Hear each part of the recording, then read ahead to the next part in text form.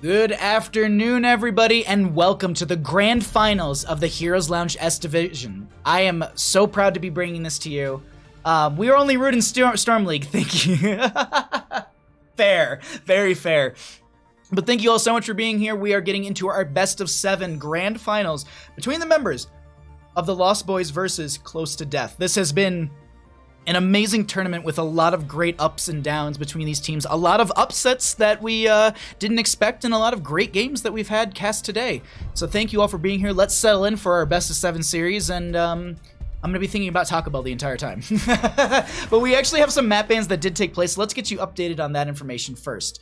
We are going to be having the coin flip won by, or I guess the match flip won by the members of the Lost Boys. They banned out Alterac Pass. Cursed Hollow was banned out by the members of Close to Death, and they chose, oh my god, Dragonshire as our first map here. We only have a best of 5 tool, so if we go into game 6 and 7, we'll figure something out, but either way, that's at least going to give you an idea of what it looks like ban-wise in current map situation. My alarm used to be exterminate, but it freaked my wife out too much. I'm not gonna lie, if I forgot to turn off my phone and at 3 in the morning I got a text message from someone from work because it's in Michigan and so they're 3 hours ahead, so like someone in the office at 6 a.m. will sometimes text me like information when I wake up so that way I can just work on a project right away. And if I heard exterminate at 3 in the morning while I'm asleep, I would lose it.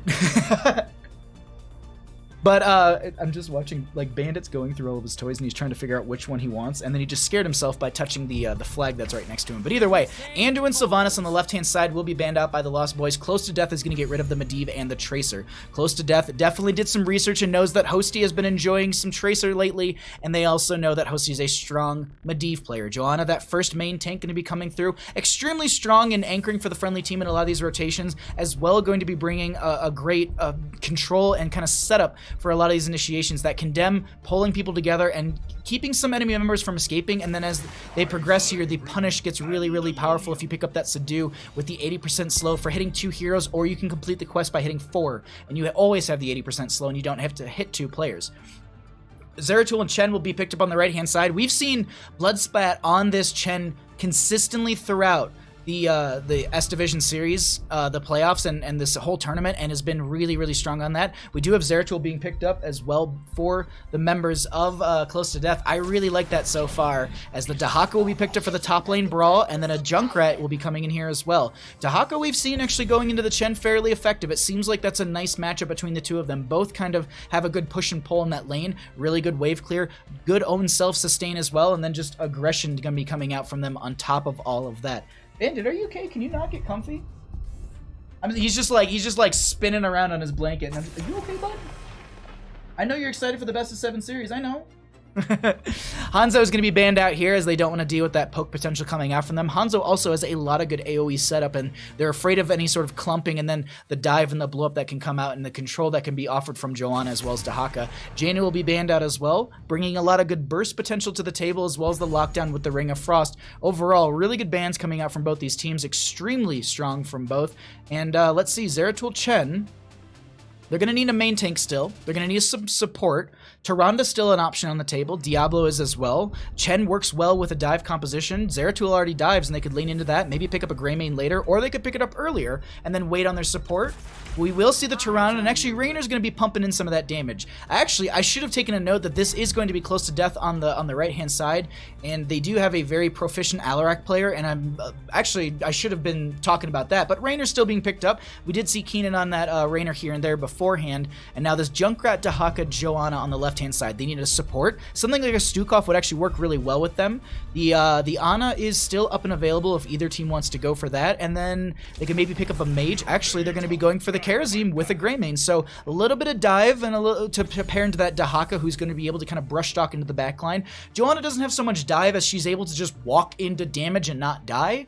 So she's extremely impactful in that right. And then this last pick coming out, they're going to need a main tank to round out their draft. I doubt we see an Uther here as the main tank. I think this is going to be more, I like the idea of a Diablo here. Something like a Garrosh isn't horrible, but the ETC will be making its way into here. They're going to have a global potential with that. They could go into stage dive, and maybe that's where we see that coming in. Bandit has decided to leave us. He no longer wants to be my co-caster. He actually might be getting some water because I did let him out right before this, so he might have run to the to go get some water, and then he will be main tank Uther. Unfortunately, no, it's gonna be a main tank Cow. But I like these drafts so far for our game number 1 in our best of 7 series. Speaking of, I actually need to update one little thing that I forgot, so let me go do that quickly. Oh, wrong one. Cast. Need to update. We have a little thing in the top of the screen that says best of. Gotta change that to best of 7. Wow. Oops. There we go. Sorry, I was off keys. Cool. That's all set up. Bandit's back. He's gonna bring you some momentary analysis.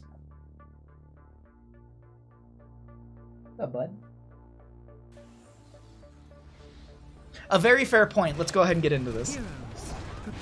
On the left-hand side, we've got the members of the Lost Boys. We are going to be having Talking Trees on the Junkrat. Zergling is going to be on the Dahaka. Hosty will be on the Greymane. Cattle is going to be on the Joanna. And Collusion is going to be on... No, I think I missed... Did Zergling? I think I missed Zergling. Regardless, they'll be on the Dahaka, and Collusion will be on the Karazim. On the right-hand side, we've got the members of Close to Death. Keenan is going to be on the Rainer. Red Robot will be on the... ETC, we're going to be having Bloodsplat on that reprised role of Chen. Cookie Man going to be on the Zeratul, and Huberman going to be on that Tyrande. Let's jump on into our mid lane. Oh, Sentinel going out. Cattle going to take that right to the face. GG, well played. That's the series, everybody. We all go home. No, I'm just kidding. Pretty much the standard talents that we're going to be seeing here. Actually, I guess you could call it, I would assume it's standard now, but it had the changes come through. Guitar Hero for the ETC. It had the change from 60% to, from 30% to 60%. So that's a lot more healing right there. But the whole thing is we're also going to be having, it's just interesting to see that we don't have that proc rock anymore, as they are going to be in a rotation heavy base map. We also do have Karazim with the Iron Fist build, and with the Greymane already up here as well as Collusion, they're going to be sieging into this front gate very well, opening this up against Bloodsplat so they don't have a major retreat path. That way that Zergling can get the tongue drags here, and they're actually not going to try and make any sort of counter aggression just yet from the members of Close to Death. So they take out a little bit of, they do a little bit of damage here, and they're going to start breaking out and rotating back into their lanes. We do have our first objective, I think, popping up at the 1:30 mark. Yeah, because it's announced at 1 minute, and 1:30 is when it pops up. We were actually talking about this yesterday. There's a lot of different timers that we were all discussing, and definitely, I really like the... We were all figuring it out together as a chat. We were like, wait, this map has this, but then it announces it this time.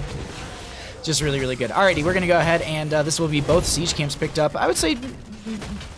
pretty close together right there. Dahaka gets a little free push in top lane, and they'll be able to kind of force this into the towers. The nice thing, though, for the members of Close to Death, especially for the Chen player, is since there's only one tower shooting out these minions, the experience that they'd be losing from that tower, it'd be a lot slower. So they won't, 2 towers will shred through a minion wave fairly effectively, so they won't be able to... They'll be losing out on a lot more experience. But this top lane pressure coming in from Zergling is really strong. Bloodsplat and Zergling will be going 1v1. That's actually going to be the stagger used right there as they kick out. Bottom lane's going to be held over by the members of Close to Death for now. Red Robot's really the only one down here, as they do have the Zeratul and the Tyrande coming down now. But as I go to swap something over, we are going to be getting a pause right there. Might be cat aggro. We're not sure just yet. We're going to find out. Looks like we have a little bit of lag. So we're going to let that settle for a second, and then we're going to get back into our game. Really, really good start so far. And it's just it's an easy back and forth.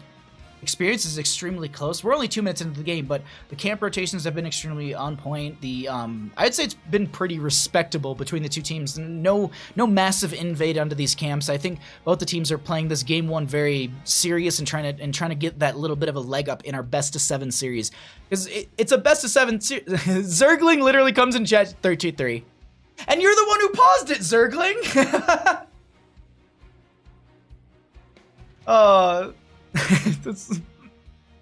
Thank you for that. That was good. Okay, I got one gigantic. So you know what? Here, side story, because we it's early game. We've talked about a lot of this before. Side note: yesterday I was cleaning the mug that I have. One gigantic mug that makes like 2.5 cups of tea roughly, and it's my parents got it me from Romania the last time they visited. And it's got a lot of of the old country huts, and it's a lot of classic artwork and stuff like that from the area, and it's just this beautiful mug. And I was cleaning it, and it slipped out of my hand, so I went to catch it, and instead of catching it properly, I ended up just smushing it into the side of the sink, and then it just broke the entire handle. So rip. I did still make tea in it today. I just was like, I wore oven mitts when I put it back into the fridge to cool it off because I was like, I have no handle. Like, I can't do anything. But I know a couple of people who do, who work with pottery up here, so I might see if they're able to reattach it or something like that. I have all the pieces. Like, it didn't shatter. It shattered into 3 big pieces. I have a lot of mugs actually like that, where people would be like, oh, you're having a party. Let me drink out of this coffee mug, and then I'm going to drop it 5 minutes later, and you no longer have a handle for your Count Dracula mug. I love that thing. I also have one for my college. The same thing happened, but looks like we are just going to be waiting for this lag to kind of settle down. Hold on.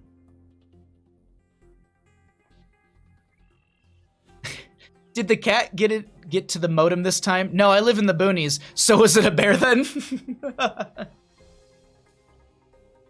Oh. What's the allotted time for a best of 7?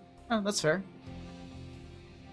I'm just looking around the map right now, trying to see if there's anything worthwhile. But no, we're just gonna be in a pause for a couple minutes here. Thank you all for hanging out. Thanks for watching, and we'll get back into our best of 7 here in just a moment. Really good draft between the both of the teams, and I like how they're playing it so far. I think the members of Close to Death are going to scale really, really well as this game progresses. Realistically, I would say that about both teams, but I think 10's going to be an interesting power spike for both sides. So 15 total minutes, I think, for both teams for pause time. So Captain Wedge, I'm assuming, is keeping track of that, and I am not going to, because I got enough. Overall, though, yeah, we're just waiting. You should get your head tattooed. You should get a head tattoo of your mug. No! That's good, though. All right, we're back in our game. Sorry about that. I usually was watching, I was reading Twitch chat, but either way, we're back into it. Okay, yeah, they were just talking about map timings right there. Is that will be the ETC going down, so they managed to get a kill themselves on, on the side of the Lost Boys. Close to Death on the right here will be going ahead and stopping the channel. That's going to be Cattle maybe having it for a second, but unfortunately Chen's going to be up there. Zergling will get stunned out as they're going to be stepping forward in this bottom lane, and nope, they're going to be absolutely fine. Keenan just going to back off, and they're going to continue to go into their rotations. Cattle will be rotating around this top lane, doing a lot of great work, grouping up these minions. Then we're going to have Talking Trees coming in, and that's going to be some great AoE damage.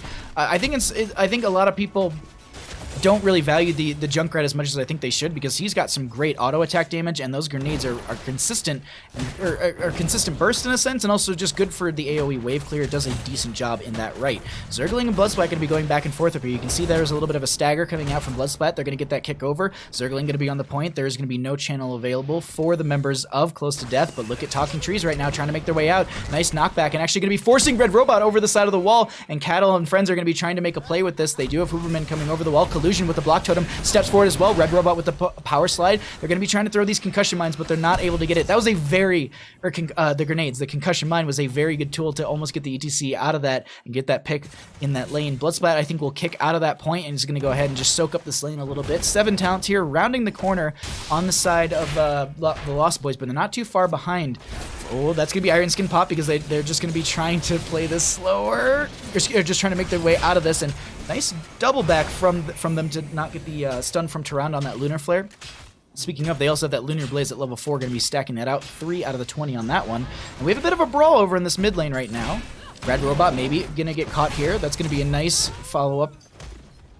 The Lunar Flares have been so on point throughout all of these series. Keenan will just get this at the halfway point. He's going to back off and just play this lane a little bit safe. They can't really see where the enemy is, and we can actually go ahead and get vision right now for them, and just kind of, you can see exactly how they're kind of playing this lane. They can really only count 1 or 2 players at a time, and at that point it's a little risky, especially with the dive potential coming out from the Kharazim and the Greymane. That's just a lot of damage that can be thrown into your face all of a sudden, especially as a Rainer. But either way, Sentinel goes out. Greymane going to be stepping forward. Hosty on this Greymane, looking for a low health pool target. Not able to find anything just yet, as Red Robot and friends will just clear out this wave. They'll hold over bottom. Looking at top lane, looks like Cookie Man rotated up there and was trying to get a little bit of pressure onto Zeratul. Zeratul was trying to get a little pressure onto Zergling. There we go. Different Z. And they were able to kind of force them back at that hearth. They are going to just be walking back into top, not going to use that brush talk. Look at Chen on the minimap rotating down to this. They know that there's a fight breaking out, and so they want to engage in this and try and turn this around and bring it over in their favor. They steal away the camp, and that was just walk on, take the camp, and then walk away. We are going to be seeing Bloodsplat trying to dive onto Collusion right there, and they're going to answer with a lot of punches. That's going to be the avoiding of the Lunar Flare right there, and they're able to back off. Now, Zergling in top. channels that. Siege Giants in bottom lane, gonna get a little bit of value onto this fort right now, and Zeratul will go ahead and get the clear onto that, but Bloodsplat in this mid lane will be going up against the Junkrat and the Johanna. They have one sort of... Do they have... No, they don't have a second way to interrupt that. Meanwhile, they were just sitting on this point down here, and Red Robot stepped very far forward. Look at Cookie Man in the back line, gonna get some potential burst onto Zergling. Can they get them? And they do. Another kill in favor for the members of Close to Death, as Red Robot is going to be targeted a little bit. Oh, if they had a second grenade following Red Robot, that would have definitely been the kill, but you can see right there, Talking Trees doesn't have any charges on those grenades right there. They just got them back right there. Now Keenan's gonna be targeted, and they find a Rainer. 10 talent tiers now also going to be here for the members of the Lost Boys. They pick up this Dragonite, and they walk this into mid lane. Really, really strong aggression so far. They're going to get one kick onto the Zeratul, force them away from the enemy, and now they take down the mid lane fort. Moving on into the bottom lane, Cattle's going to be able to escape. They should have an Iron Skin up and available as well. That's going to be used right there, so they're not going to be slowed by the tower. The friendly team is going to be down here, going for the pressure onto this bottom lane fort, trying to open this up as much as possible. I really, really like how they're playing this, and as the Blessed Shield bluntly to the face of Cookie Man, who has the blink out of there, but still locking them down for that couple seconds with the 7-sided strike would have been devastating. They're able to stop that, and we're going to reset on the map right here, as this will be, I think, a minute and a half until we get our Dragonite once again. And now Chen, the Storm, Earth, and Fire stage dive onto a couple. That's going to be VP in the back line. They're going to be throwing ETC into the VP. I love when people get knocked into them, how they slowly fall. As the Hyperion comes out as well, they're trying to get some value into this, and so far, nobody going down on the side of the Lost Boys. Zergling a little bit low right there, gets the burrow. That's going to be the Riptire over the wall out of nowhere. Cookie Man so very low. Karazim trying to punch forward. They keep diving, and they're looking for Cookie Man, who is able to escape so far. So many members are low, but they're not able to solidify a kill on either side. I would say majority of the heroics were used right there. Greymane still holding on Go for the Throat. Wow. These concussion mines. No, seriously, Lunchbox. Also, how you doing? Shadonis, what's going on, bud? Yo, yo, yo. How's my favorite caster? Looks like I didn't miss much. You did not, bud. Thanks for coming by. I hope you're having a wonderful afternoon. Or morning, or night, or day, or whatever, if it's Monday or Sunday for you. I'm not sure where you are, but thanks for coming by. I appreciate it. Thanks for everyone being here. I love that people are just cheering on these teams and talking about it, and like there's good discussion. I can talk totally. Really good discussion happening in chat about a lot of these plays that are made here and there. But either way, we have a rotation coming into bottom lane. They take out the fort as well. Periodic catapult pressure coming in through there, and passive experience gain on top of all that. They managed to just completely say nope to any sort of fight in this bottom lane after that fort. Make a giant cycle out, and they'll be fine. Looking over into the top lane, Zergling is doing a great job of clearing this out and making sure that the gate isn't doing most of they're trying to wait for it to be pulled up here so the gate does a little bit more of the work for them, but they're also not going to be letting that gate get shredded. Once again, the eternal battle is going to continue between these two players, as Zergling is going to be kicked by Bloodsplat. They're going to hold it over for now. Zeratul in the bottom lane. They've got a couple players in mid. I don't think they know that they're going to be on this just yet. We actually have the vision for the red team right now. Or for the members of Close to Death, as Zergling is going to be holding this. Let's actually jump over to the Lost Boys vision as they're trying to stop this channel from happening. They don't have anyone on any of these points, so they're just playing the mid game realistically. Dahaka with the brush shock. Watch out for this. This is going to be the Hyperion coming in. They're going for the backline. It's going to be Starfall down there as well. Huberman going to be the first one to go down. Cattle is going to be picked off as well. 1-for-1 trade, but Hosty is looking for a kill onto Red Robot. Can they get one more auto? Collusion gets the dive. That will be the kill onto ETC, and Rainer goes down on another part of our map. Zeratul will be picked off as well. All that is left is this Chen, who's in mid by themselves, and this Panda is in a bit of a rough spot. If Zergling can get a nice tongue drag when they get out of this form, that'll be huge for them. Nice use of the kick to dodge that right there, and I think they make the disengage. They do need to rotate a couple members around, so Junkrat will be using those rip tires. Do they have the Ripper Air already? Yeah, because I think it's 13 talent here, if I'm not mistaken. Right? Ripper Air? Yeah. Because I was like, man, Junkrat's going really far in those jumps, but already you can see on the minimap too how far they're going, and the cooldown reduction you get if it only hits, yeah, it's reduced by 12 seconds if it only hits Junkrat. So it just offers this mobility that I love. The mobility that you can bring to the table with Ripper Air and just a talented Junkrat is just awesome to watch. But either way, we have the Dragonite popping up here. Talking Trees is going to go ahead and make they're just going to be running right out of there as Tyrande drops one of these lunar flares right behind us. Dragonite getting a little bit low here, 77%, and it'll be falling slowly, but they've got 43 seconds to make work with this. I think they knew the Chen was in top for a couple seconds. They will be hearthing back and trying to join the friendly team. There was a Junkrat concussion mine behind Cookie Man, but they might have been locked down by the trap or something, or maybe it was just out of range. Either way, almost getting that kill.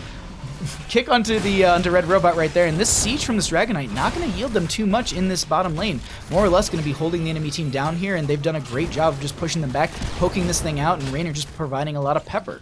Speaking of pepper, let's actually cycle through some of the other numbers, get an idea of what those look like before we hit our 16 talent tier for the members of the Lost Boys.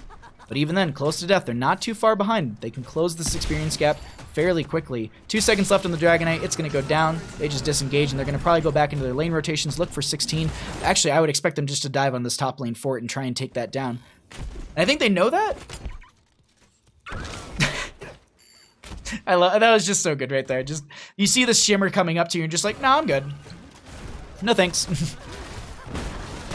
Alrighty, let's go ahead and just to continue to rotate around this map and get an idea of what it's looking like. We actually, hold on, let me jump over to the blue vision really quickly.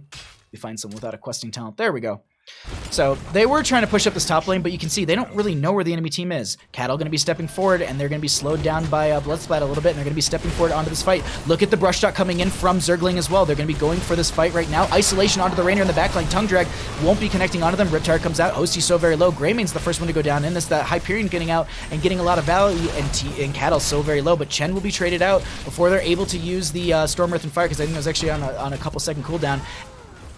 Collusion so very low there, and can Red Robot solidify the kill onto Collusion? They might have overstayed their welcome, and unfortunately they're not able to get it right there, and that will be the trade out. ETC for the Junkrat. Pepper coming in. That's gonna be Keenan getting tongue dragged right there. They tried to pepper Zergling, and they're like, all right, cool, I'll just tongue drag you. Thanks for the seasoning. I'm pretty sure percent-based damage works on DK. I thought it does too. Because doesn't it, isn't that why we actually saw Tychus for quite some time on this map? Because he shredded through the Dragonite's health pool as well as Malthael?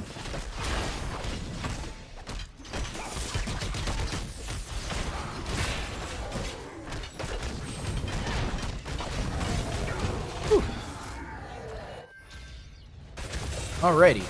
17 to 15 in levels. We are going to be having our Raynor coming back here in just a second. We do have the Bruiser Camp coming up in bottom lane. Shrines will activate in the next 2 seconds. You can see that Zergling's already in top. Cattle's just going to help clear out bottom lane a little bit further, and that will be Collusion jumping onto the point.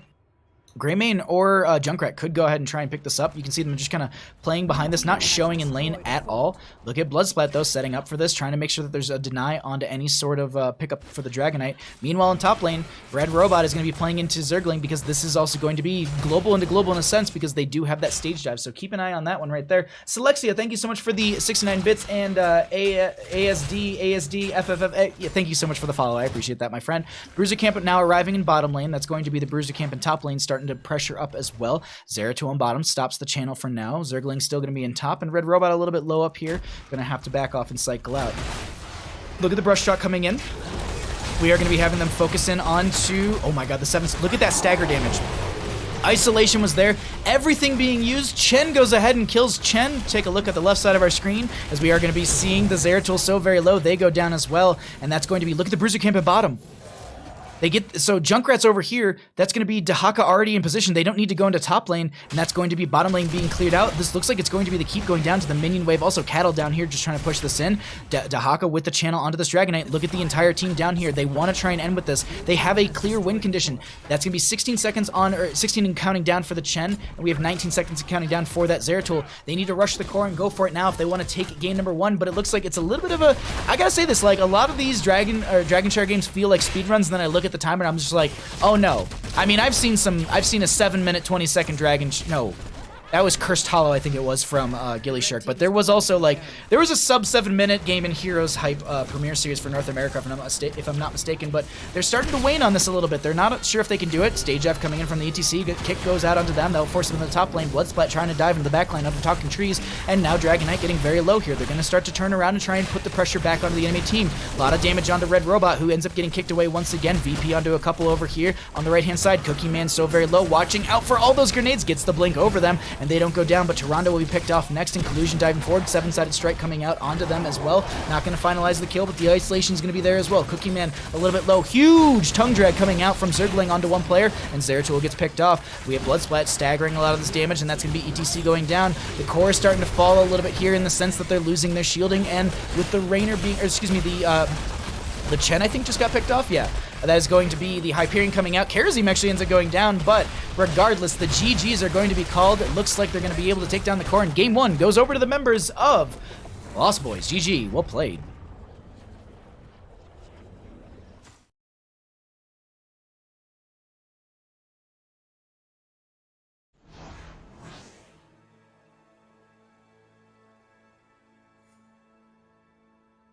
Oh, bitch. Thank you, Selexia, for the 69 bits, my friend.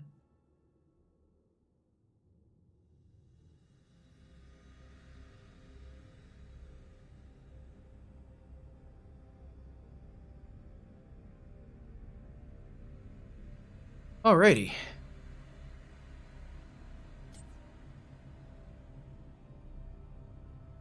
Oh. Wow. I just saw what map it is, and I'm really, really excited. Alright, I got a lobby. Let's pull it back.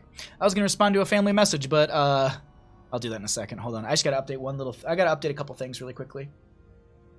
Alrighty, there's that, and that and that. Yeah. Okay. Cool. All right, let me check out this message really quickly.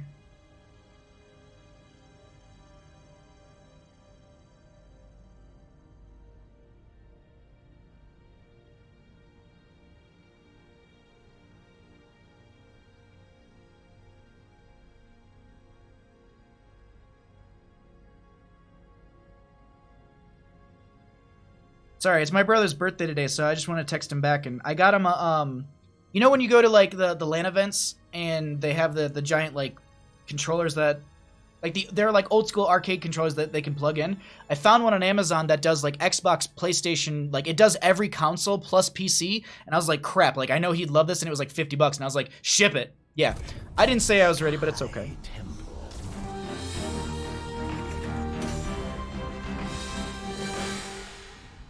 Welcome back to Heroes Lounge S Division Grand Finals. Our best of 7 series is underway. We've got game 1 over in the hands of the Lost Boys, and we are finding ourselves on Sky Temple, a map that has been consistently banned out in all these series or just never picked whatsoever. So we finally get to see this one here. Let's actually go ahead and check out the maps really quickly, as this is going to be members of the Lost Boys are going to be they won the coin flip, so they had map priority or map first pick, first ban priority in game number 1. Alterac Pass was banned out by them. Tomb of the Spider Queen banned out by Close to Death. Dragonshire was the first map chosen by Close to Death and lost. They opted for first pick, first ban in game number 2, and the Lost Boys said, cool, let's go to Sky Temple. Let's go have some fun over there. So, yeah, I love this. I was right, XD, yeah. Arcade Stick, is that what it's called? Thank you. Yeah, but I saw one on Amazon. It was like $50, and I was like, I know he'd love this. So I got it for him, and I hope he likes it a lot. I hope he gets some value with it. He just texted me back, so I just wanted to at least respond. My parents were like, hey, do you want to Skype? And I was like, because I told him, I was like, oh, I might be able to call, like, in between the games if there's, like, a break. Because sometimes I've done these events where it's, like, a half an hour break, and I was like, I can call you. I won all 7 games. Of course. Yo, Judo Chop, thank you for the 50 bits, my friend. I really appreciate that. Thank you for the support. Alrighty, so Anduin and Sylvanas banned on the left-hand side by the members of not looking for work, the Lost Boys, there we go. And Medivh and Abathur banned out from Close to Death. Do we get a Tracer Tassadar here? It's what we had in a lot of the series before this. And Hosty was saying that it's just comfortable, it's fun, they're having a good time with it. It worked out really well. Do we get in a 1-2 punch from it on Sky Temple? We also do have the Anubarak on the right-hand side. Anubarak is really, really strong. Webrap is strong too.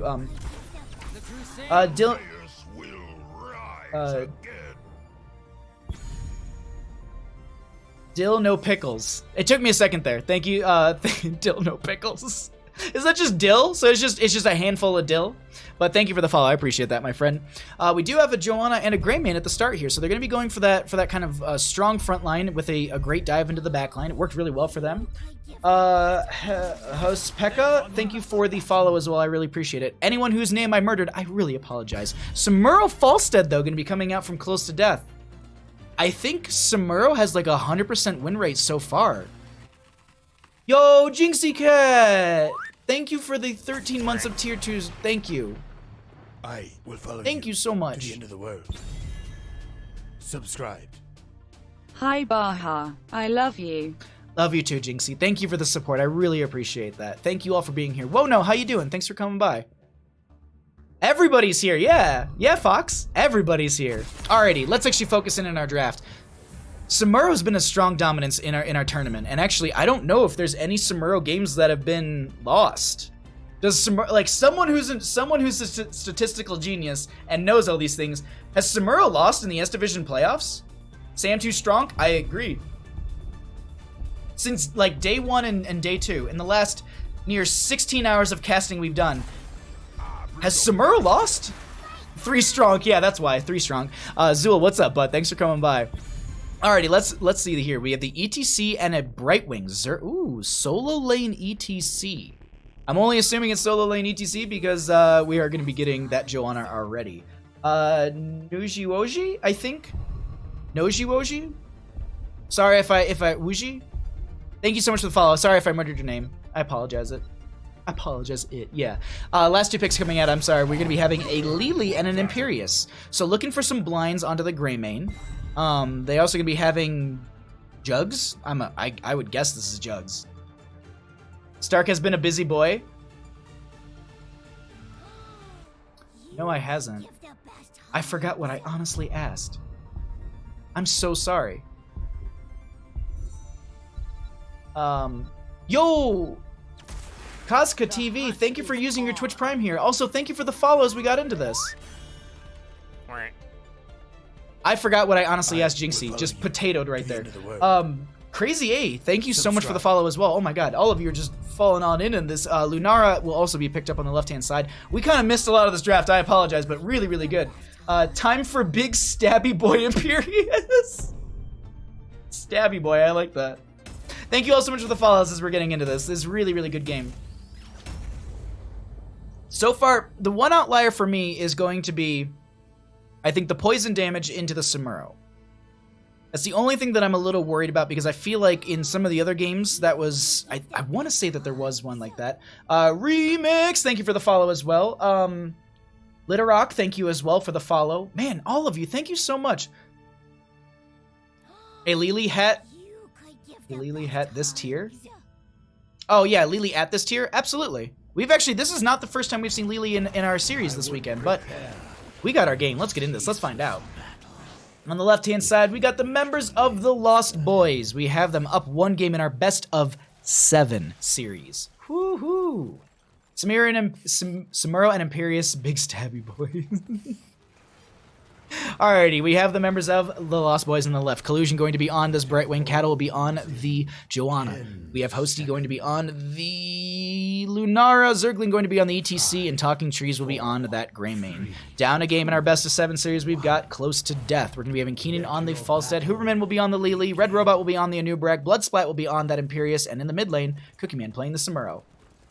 No Camelback yet? Valk, I mean, I just... Yesterday was Saturday and today's Sunday. Like, I don't even get mail half the time. Yo, Ogle the Great, thank you so much for the 10 bits as we get into this. Thank you, thank you. I appreciate that support, my friend, but let's go ahead. I will resend that when we get out of this game. But either way, game progressing here. Falstead going to be going into the Seasoned Marksman. They don't have a different name, right? Yeah, Seasoned Marksman at level 1. Anubrag into the Regeneration Master as well. So we got a couple questing talents. We do have, once again, Lunara going for the Sentinel build on at least at level 1. Or not really build, but just having that Sentinel at level 1.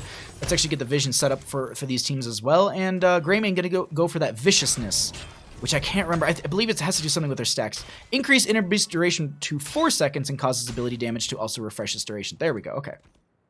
Learning my Greymane talents one talent at a time. Your bits are toxic just like you. Lunchbox, how?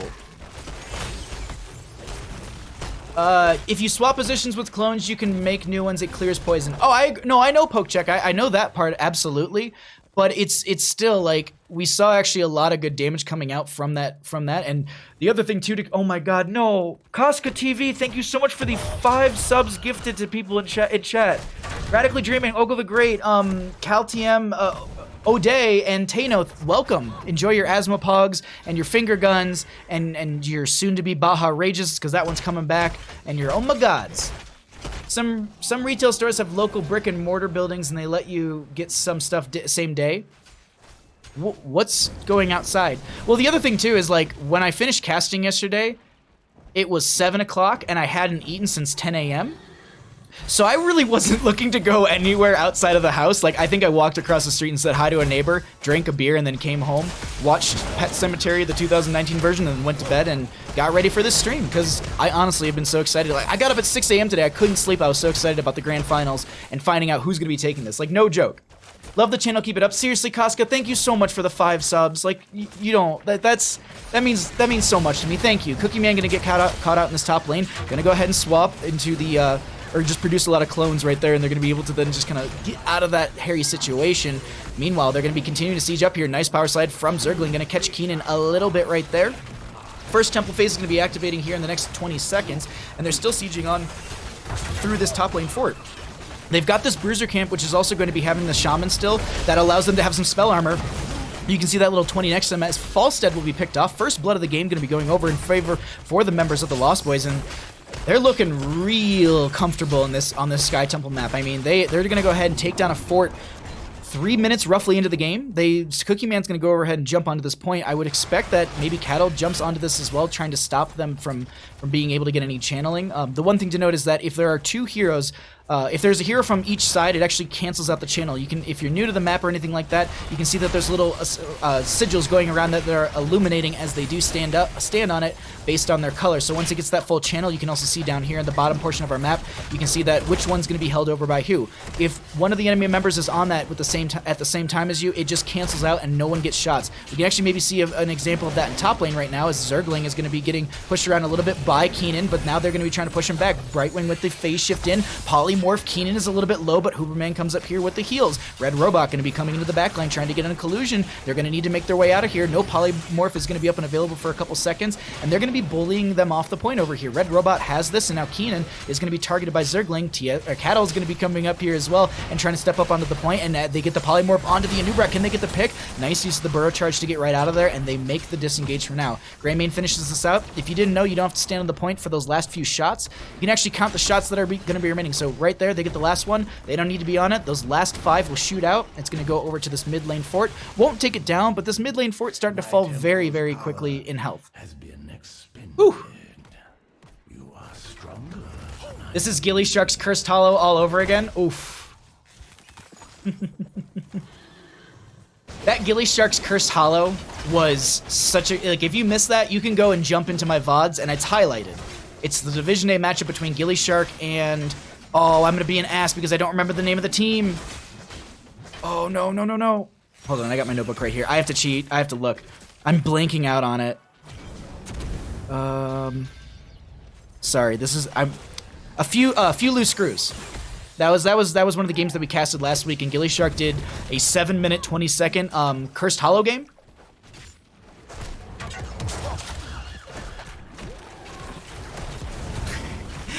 Day, I like that combo right there. That's a really good one. The finger guns plus just the lean. Oh, that's so very good. Zergling in top lane is going to be pushing back into Keenan a little bit. Sitting at 14 stacks on the Seasoned Marksman on Keenan as well. They actually went for Secret Weapon, too. Secret Weapon got some changes. I don't know what it got changed from, but I believe it got an increase in the... Was it maybe the attack damage from when the hammering's thrown out? Because I feel like the 30% is normal. I think it was just the damage that actually went out when you actually had the hammering out. I think that got increased. Someone in Twitch chat will be able to correct me. All right, we have our next phase going to be starting up here. We actually have quite a few members still holding their 10s. Greymane holding, Lunara holding, and Joanna holding as well. Brightwing did go for the Blink Heal. And so we're also going to be having stage depth for the ETC. That was pretty much known because the way that they were kind of playing it, also Sky Temple would lean into that. Cookie Man going to be trying to go for the invade onto this. They don't have 10s just yet. Polymorph, look at all this damage. That is a... You can't swap to a new clone if you're, well, if you don't have 10 talents. Huberman going to be slowed. That's going to be another Leaping Strike from Hosty. And Huberman, I think, is going to be nicely getting out of there. Unfortunately, that's going to be Talking Trees finding their way onto this Lily, and that's going to be them going down. Here's the thing, though. Meanwhile, Keenan's like, all right, cool. I'm going to get a few shots off of this and at least get some value. And now we also have Cattle just coming down here and it's just like, all right, well, if you want to try and do that, let's fight.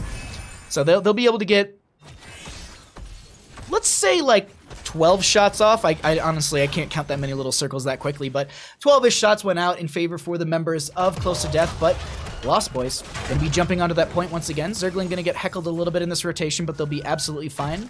We have Cookie Man pushing back out the top lane, and they're going to be doing a great job of that, but this still will be Temple in favor for the members of the Lost Boys. They'll take out a fort in bottom. The rest of these shots are still going to be enough, and I think with the last little bit of sliver right there, they should be able to take out the mid lane fort. Oh no, it's going to be like a sliver of health, isn't it? Pew, pew, pew, pew. Yeah, not a sliver, but definitely they still have a little bit left. Now they're going to be chasing in on this bottom lane. They actually don't find anyone down here. Really, really good. I like the aggression coming out, but unfortunately it's not working out the way they want it to. And about a level has been formed between these two teams when it comes to the experience. I'm just skimming through the talents. It's pretty much what you'd expect across the board. We have the Jug of 1,000 Cups. I usually say that backwards. Stage dive coming in from the ETC. That's going to be Red Robot getting a little bit low. They dive onto them, and that's going... They were surviving so very long through that. Gust comes out a little bit late. Angelic Armament was used by Bloodsplat as well, and with that kill on to Anub'arak, they know that there's no web wrap, there's no Anub'arak to dive into this, and they're down a player. They're just going to go ahead and go for boss. I think also they do see that the Samuro is going to be in that top lane. So they can count a couple people on the map. Also, Falstead used Gust right at the end of that fight. I had it right. So they're not going to be able to fly in and steal away the boss with a Gust. So it's really small calculations they've made on the side of the Lost Boys and just in keeping themselves really, really well paced in this best of 7 series. Wait, seriously? Can we really? Wait, Thought is okay in this channel? Oh. Sorry, there's a giant mosquito in my room. That's going to be Falstead going down right there as they're starting to push into the bottom lane. That's going to be Bloodsplat getting over the gate with that Celestial Charge. That was a gigantic mosquito. It just came straight at my face. Sorry. Forest mosquitoes are terrifying. Still no pick us. That's, yeah. That was a preemptive Gust. Oof, yeah, it's a little bit of a rough spot to be in, but now they're going to be pushing in through this bottom lane. Leaping Strikes are going to be going out. Red Robot going to be taking a little bit of damage. That's going to be the Stage Dive coming out from the ETC. They get a Power Slide onto a couple. No Mosh Pit because, well, Stage Dive, obviously. Gust does come out. They're going to be able to clear out the boss potentially with that. Hosty will get the Phase Shift from the Brightwing. They have that vision from the Peekaboo right there, and that's going to be also a little bit of shielding for the friendly team. And they make the disengage. They open up this Keep Front Gate, and now there's going to be a double Altar Phase popping up here. Sorry, I see the ding-dang mosquito. It's out of range, and it's just sitting on a wall, and I was like, oh, I want to smoosh you so that you don't heckle me anymore during this cast. It's going to be there. We're going to have to deal with it. Thought is automated by default in most cases by Twitch. But I mean, like, I get why. I get it. But on my channel, I feel like I would have run into this already. I feel like we would have made jokes about this on my channel, but... not the case. Either way, we do have both of these. I think both of these will be just traded out. Talking Trees will be just battling into a clone. Falstead in this bottom lane. Can they catch them? Look at Cattle with this long wraparound. They have 2 seconds on the Blessed Shield. I don't know if Keenan has a Gust in time, or not even a Gust. Well, they have Gust, but they also a Flight in time, and that's going to be them going down. Mid lane is going to be going over in favor for the members of Close to Death. Cookie Man continuing to push out this top lane. Brightwing jumps onto the bottom to finish this out, and that will be bottom lane keep going down. This will start to focus in on this mid lane. Last few shots will open that up. Top lane Fort going to be going down, and some rotations across the board are really, really strong overall, but... Lost Boys have, I would say, most of the map control currently. The plays with this ETC with the Stage Dive have been just so on point. Just saving it for every single engagement, and I feel like a lot of the engagements have been kind of around that timer. Granted, I believe it's 75 seconds total for the Stage Dive cooldown, so it's not that big of, or that long of a cooldown, so they can take a fight roughly every minute. Falstead going to be flying down here. I think they were trying to catch Collusion, and they don't have anyone to blink heal to or phase shift. Oh well. You can blink heal to a minion if you wanted, never mind. Meanwhile, in top lane, they're going to go ahead and steal away this camp, and Bloodsplat knows this. They've got the vision as they were trying to step up onto that point. They don't get any sort of steal, and with the double Bruiser camp pushing in through top lane, they're going to try and take out this top lane keep. Next Temple phase will be a double Temple as well. You can see that in top and bottom. Brightwing with the phase shift in, they're going to be coming in here. Can they take more than just the keep front gate? Can they go for keep, or can they go for core? 16 talents here over the enemy team as well. Falstead does have Gust. If they want to make a cheeky play with that Gust, they can maybe fly behind behind the enemy team or take a wraparound. We'll see if that will be the case. Maybe push them into the wall over here next to Imperius. That's going to be exactly the case. Everyone over there, that's going to be Red Robot diving in as well, but look at all that spell armor buffing out the friendly team. It doesn't stack. They don't have 40, but still, they have 20 spell armor this entire time. Cookie Man going to be the target. Samuro going down. These clones not available in time. Stage dive right in front of their face, and Red Robot gets picked off. 3 members going down. They step past the keep. They realistically don't even need to take this, but I think they want the minion wave to be coming in with them. Not all 4, but 4 members going down right there. All that's left is Falstad. Gust is not available for 30 seconds. Keep goes down. Wave coming in here, and that looks like they're going to be trying to take this right now as Talking Trees goes into Worgen form. They're going to be diving onto this. Zerglin going to be knocking back, and the KDA is a little bit higher as they manage to get the Falstad pick right there. Looks like we have a dominant game number 2 coming out from game number 2. Phew. Coming out from the members of the Lost Boys. GG. Well played. They step up in the series 2-0. Our best of 7 series. Wow. GG's.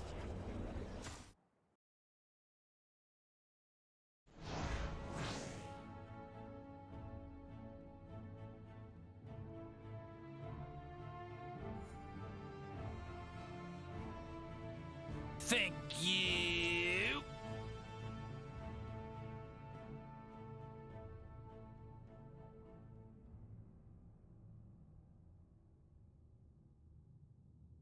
So I'm just checking background messages really quickly. Sorry. I just want to make sure I'm not missing out on anything.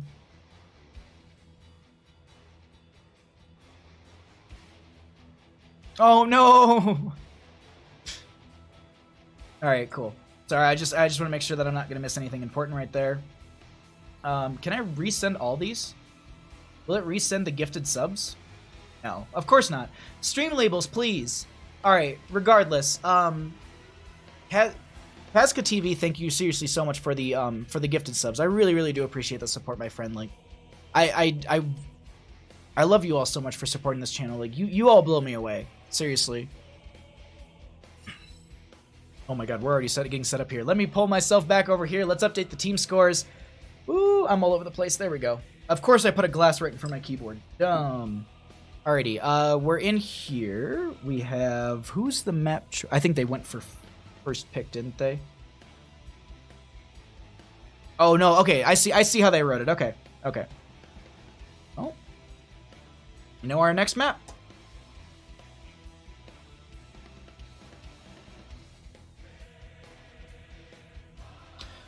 Alrighty. They need to ban that Greymane for real. I don't know if it's just the Greymane, because like Talking Trees on a lot of these heroes has been so strong. I mean, I'm literally trying to think of like any other hero they've been playing, and I'm just like blanking completely. Like my brain's potatoing. I do need to eat something soon. We've been going for almost 6 hours at this point. Hyper Mike, what's up? How are you doing? Thank you all for coming by and supporting the stream, for following, subbing, donating, watching, cheering. Thank you all for being here. My favorite cheated this time. Shadonis. I mean, it's a public channel. Anyone can see it, so it doesn't matter. We're not trying to be secretive. I just like to hold on to it so I can talk about it during the actual draft. Spooky Worm.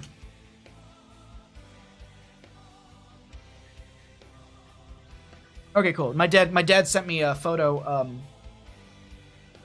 Second.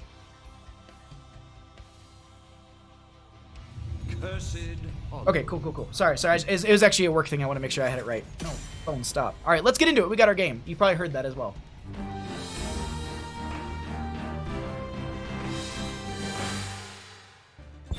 Welcome back to Heroes Lounge S Division Grand Finals. I am your caster, your host, your observer, your best friend, your second best boy, and the cutest one you're looking at.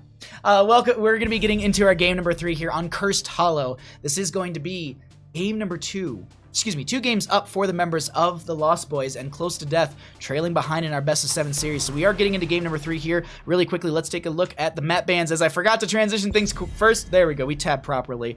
All right, we are going to be having the home team of the Lost Boys win the coin flip, giving them first pick priority on that game number 1. Alterac Pass was banned out by them. Tomb of the Spider Queen was banned out by the members of Close to Death. Dragonshire was the first map chosen by Close to Death, and they lost that. They went for first pick priority in game number 2. The Lost Boys took us to Sky Temple. They won that one as well. They wanted first pick priority for game number 3 on the side of Close to Death, so the Lost Boys say, let's go to Cursed Hollow. Let's have some fun over there. So let's get into this, and should have seen Schwimpy Samuro. I have to go back and watch the Master Clash. I love this map. It was the first one I learned the mechanics of. Same. It was actually, so back in the day when you used to be able to, when you used to have to count where the tributes were spawning, because you could actually predict where they would be based on the locations, because it was random for the first one. It could be anywhere on the map. And then afterwards, you could then kind of figure it out and kind of position. Nowadays, they kind of tell you ahead of time, so it's not that big of a deal. But mechanics like that are really, really impactful, and I think Cursed Hollow teaches those extremely well. Is the Lost Boys a reference to Big Bang Theory? I'm not sure. But hold on. Okay. Let's look at the bans first. We have an Anduin and Sylvanas being banned out by the members of the Lost Boys. Once again, Hosty being target banned with that. So here's the thing, like, Greymane could, you know, they're going to steal it away, but they're also banning out the things they don't want Hosty to get, which is a literal Medivh and a Tracer. They're banning out one player. It's almost like they're playing, like, it's almost like when Stark plays for the Ghillie Sharks. Like, he gets banned out consistently. But hold on. So we have a Greymane, Rhaegar, and ETC on the right-hand side. Dive potential setup and aggression coming out from the members of Close to Death. Samuro and Abathur on the left-hand side. That is a terrifying composition. Oh, no. Wow. Interesting blue draft. Go no healer Abba, 6-bladed style. Oh my god, poke check, no way. That's possible. All right, let's look at the bans here really quickly. They might want to take out some aggression in maybe the solo lane department. Maybe they get rid of... Oh. I was actually thinking, not even solo lane. I actually misspoke on that. I was thinking more of just in the aggression department. I was thinking maybe ban out something like an Alarak. Keenan on the Alarak is really good. In a team fight situation, I feel like he can get a lot of value for the team. So far, it's a pretty dive-heavy composition. If they wanted to go into Deadly Charge, that's a possibility. Illidan will be banned out, as that's going to be a great clone for Abathur. I doubt we're going to be getting 6-bladed style, but hey, you never know, poke check. I'm 6 hours late, darn. Taras, how you doing? Thanks for coming by. At least, thanks for being here, seriously. Thanks for coming by. Rude? The Arthas banned. Very rude, Jinxie. Oh my god, you almost did uptime literally at 5 hours, 55 minutes, and 55 seconds. That would have been so perfect.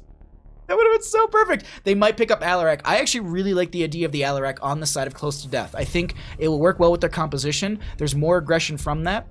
And then they can maybe pick up something in the solo lane department. Oh.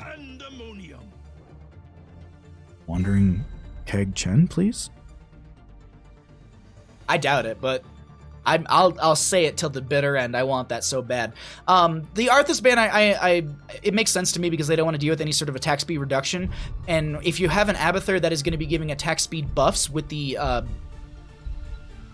Adrenal Overload at level 4, then you're going to be able to so reducing that is just such a nuisance. But they don't go solo. I was waiting. I was like, all right, do I talk about supports or do I talk about healers or do I talk about damage? Looks like they're just going to be going for some more support in that, right? But still.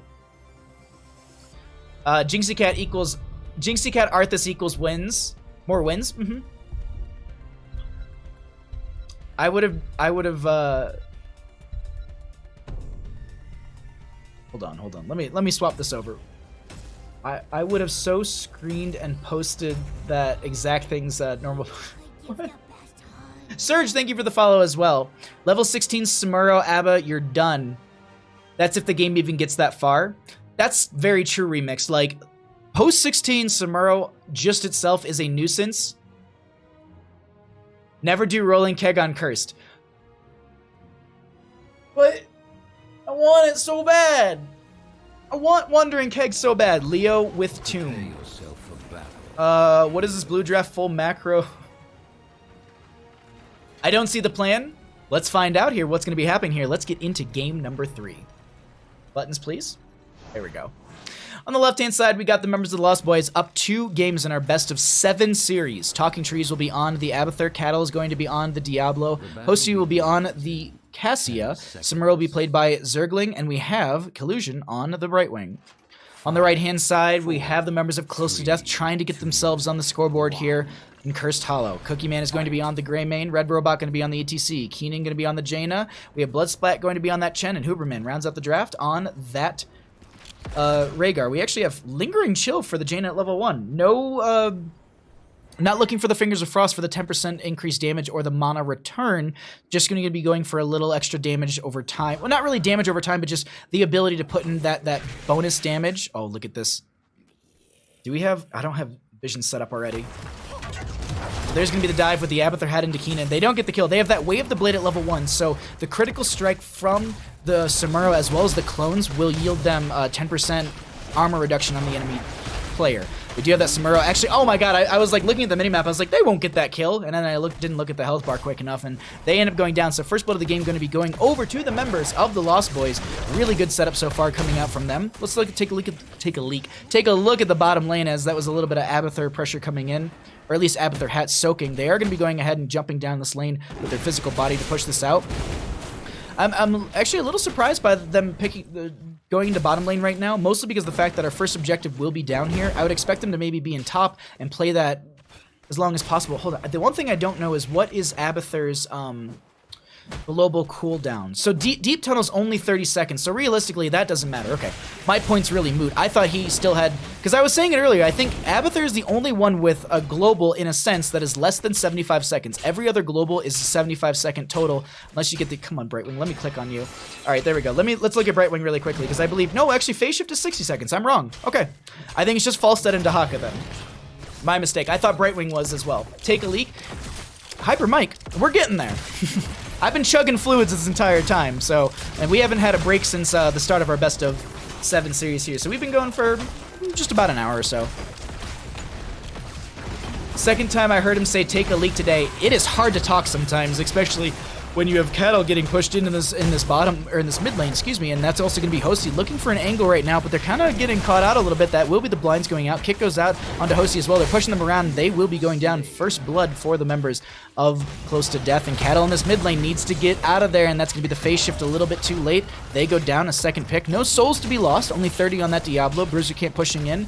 First objective will be announced right now, and that is going to be coming out in the bottom lane. You can see that right there. Abathur will be able to leave that soon, but I like the reasoning for them to jump down here. They're going to have these constant Locust coming into the lane that will be helping to push out, so makes Chen's life a little bit harder. Samuro going to be getting that hat and pushing out mid lane a little bit further. Keenan going to go ahead and Hearth back and get full on mana, getting ready for this first objective, but they might be a little bit late. 10 seconds to rotate here might just put them right as they're kind of walking in. The posturing will be a little bit more so in favor for the Lost Boys, as they've got the Brightwing with the phase shift probably ready in the top lane. Samuro, I think, is just going to be doing Samuro things during all this, and let's see what they're going to be able to do. Cassia did get the Lightning Fury right there, so they're going to be able to at least scout out Bloodsplat, but I don't know if they know where they don't see any other members. Keenan now rotating in as I was saying before, and now Zergling down here as well. No channel onto the tribute just yet, as Cookie Man kicks in, dives in right there. Nice wraparound. Zergling is going to be able to get a swamp, not even a swamp, but just going to be spawning those clones. Bloodsplat gets one interrupt thrown onto them from the Lightning Fury, and realistically, that's just going to be helping that Thunderstroke at level 1, just hitting them with those constant Lightning Furies, already sitting halfway through that questing talent and beyond. Zergling trying to find a wraparound. Let's actually pull away the talents here as Cattle's getting very low. We are going to be having Zergling pushing back Bloodsplat a little bit with those clones. Cattle's so very low. Red Robot on the wrong side of the wall, and that is going to be them going down. Zergling going for the channel. They have to wait for that snow to go out because Diablo doesn't want to get put out, and that's going to be Zergling trying to get this damage onto Bloodsplat, and that might be there. That's going to be the Shadow Charge in, and they actually get smooshed into the wall, and it might have, I don't know if it was the mine that was there or if it was the Abathur hat on another player, but regardless, they pick up a Chen and a Greymane kill. Collusion going to go ahead and grab this tribute. Oh, I jumped out of my scene. There we go. Sorry, I was just trying to get our stat numbers to pop up here, because we'll take a look at the 7 talent tiers for both these teams in just a minute. But so far, 4 to 2 in kills, and it's 8 to 7 in level, so a bit of an experience gap starting to form between these two teams. We're going to see if the members of the Lost Boys are going to be able to continue to push this out and keep their advantage while this game is progressing. Abathur continuing to put out pressure in all these lanes. I'm loving this. Taken to game 7. Make the Lost Boys work for it? No, I want that too.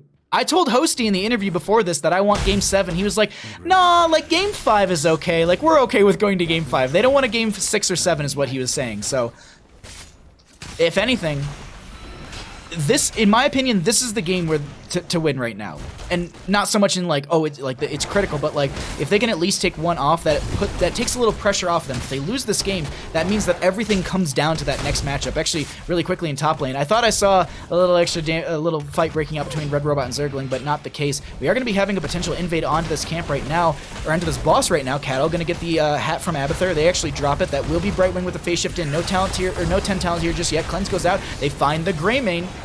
Boss is still leashed to the enemy team, and it actually just unleashes right there, so it will be healing back up. Bloodspat going to be staggering out, and they will... Oh, they actually get the leash. So the way that leashing works in this game, if anyone was curious, there's two leashing animations, or I guess two leashing situations. McPatty, thank you for the follow as well. So the way it works, one time, the first leash it'll slowly regain its health back up in chunks. Wow, that Shadow Charge just catching Red Robot out right there. Can they keep them from going through the front gate?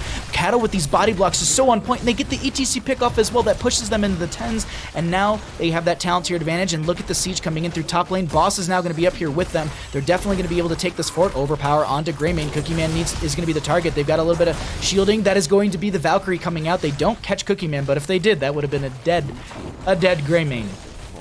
Overall, the momentum coming out from the Lost Boys is so powerful. I had a point that I was actually hitting on, and I completely missed it from that pick that just happened. So really, really strong pressure and momentum coming out from the Lost Boys. They're stepping up onto this keep. Are they trying to speedrun Cursed Hollow?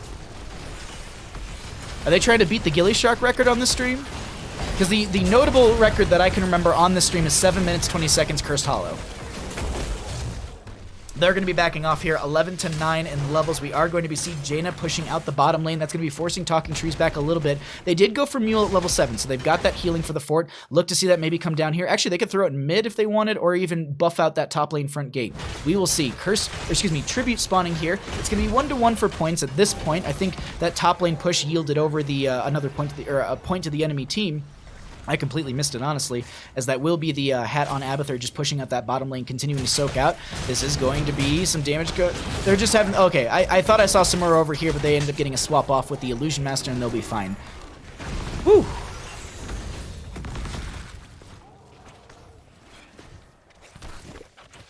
Is it bad that I'm following Bandit, not Bahamut on Twitter? I'm doing the exact same thing. I don't blame you. See, this is what I'm talking about. I was saying this yesterday. If I make a Twitter for Bandit, he's going to be so much more popular than me, actually. I'm going to have to start doing my stream tweets through Bandit's account. Well, first I have to ask Bandit if it's okay, because, I mean, he's got his own content that he needs to put out. And he's got his own plans. But 10 talent here for both these sides. No Emerald Wind from the Brightwing. Will Cattle be able to get the Shadow Charge into this, and will they be able to find... Oh, no, they actually get this stolen from them. They might have not even known that that boss was being stolen away. I don't know if Cattle had the vision for it. Meanwhile, Samuro on the core. Apocalypse came out as well. They're just trying to stop the Hearth. There's Bloodsplat. They just need to stop the Hearth from them right now. Look at, oh, the Samuro on the core. That's going to be a stage dive coming out from the ETC. So at least they've pulled the ETC off of this, but Cattle's in a bit of a rough spot because they were kind of sacrificing themselves. That's going to be the phase shift just a touch too late. Meanwhile, Samuro's going to be forced off this core by the ETC, and look how much health Zergling has. This will be a tribute point over in favor for the members of Close to Death, as they've also taken down a fort. The all-in in top lane right there didn't work out too good. That stage dive kind of responding. Wandering Keg coming through, and they're going to focus on Collusion, but unfortunately the Blink Heal's going to be there. Bloodsplat, like, no matter who wins this, Bloodsplat's the MVP of this entire tournament, because they took Wandering Keg. Thank you so much. My day is made.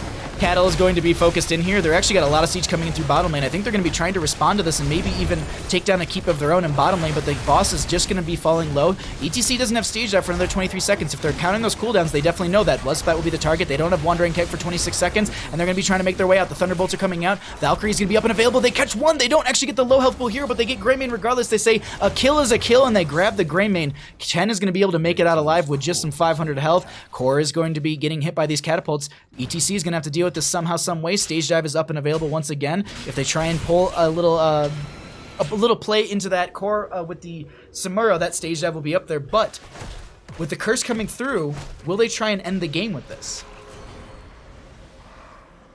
Wow, this game is so aggro. I love it. I love it with all of my heart.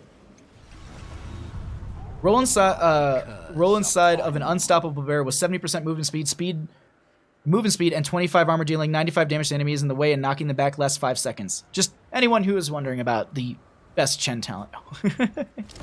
We've seen Storm, Earth, and Fire get so much more value in this game. Speaking of value, we're going to be seeing Samuro in this bottom lane with the hat, and they're going to be chasing into Red Robot. They're going to actually turn around, power slide for a second, stage dive, the polymorph!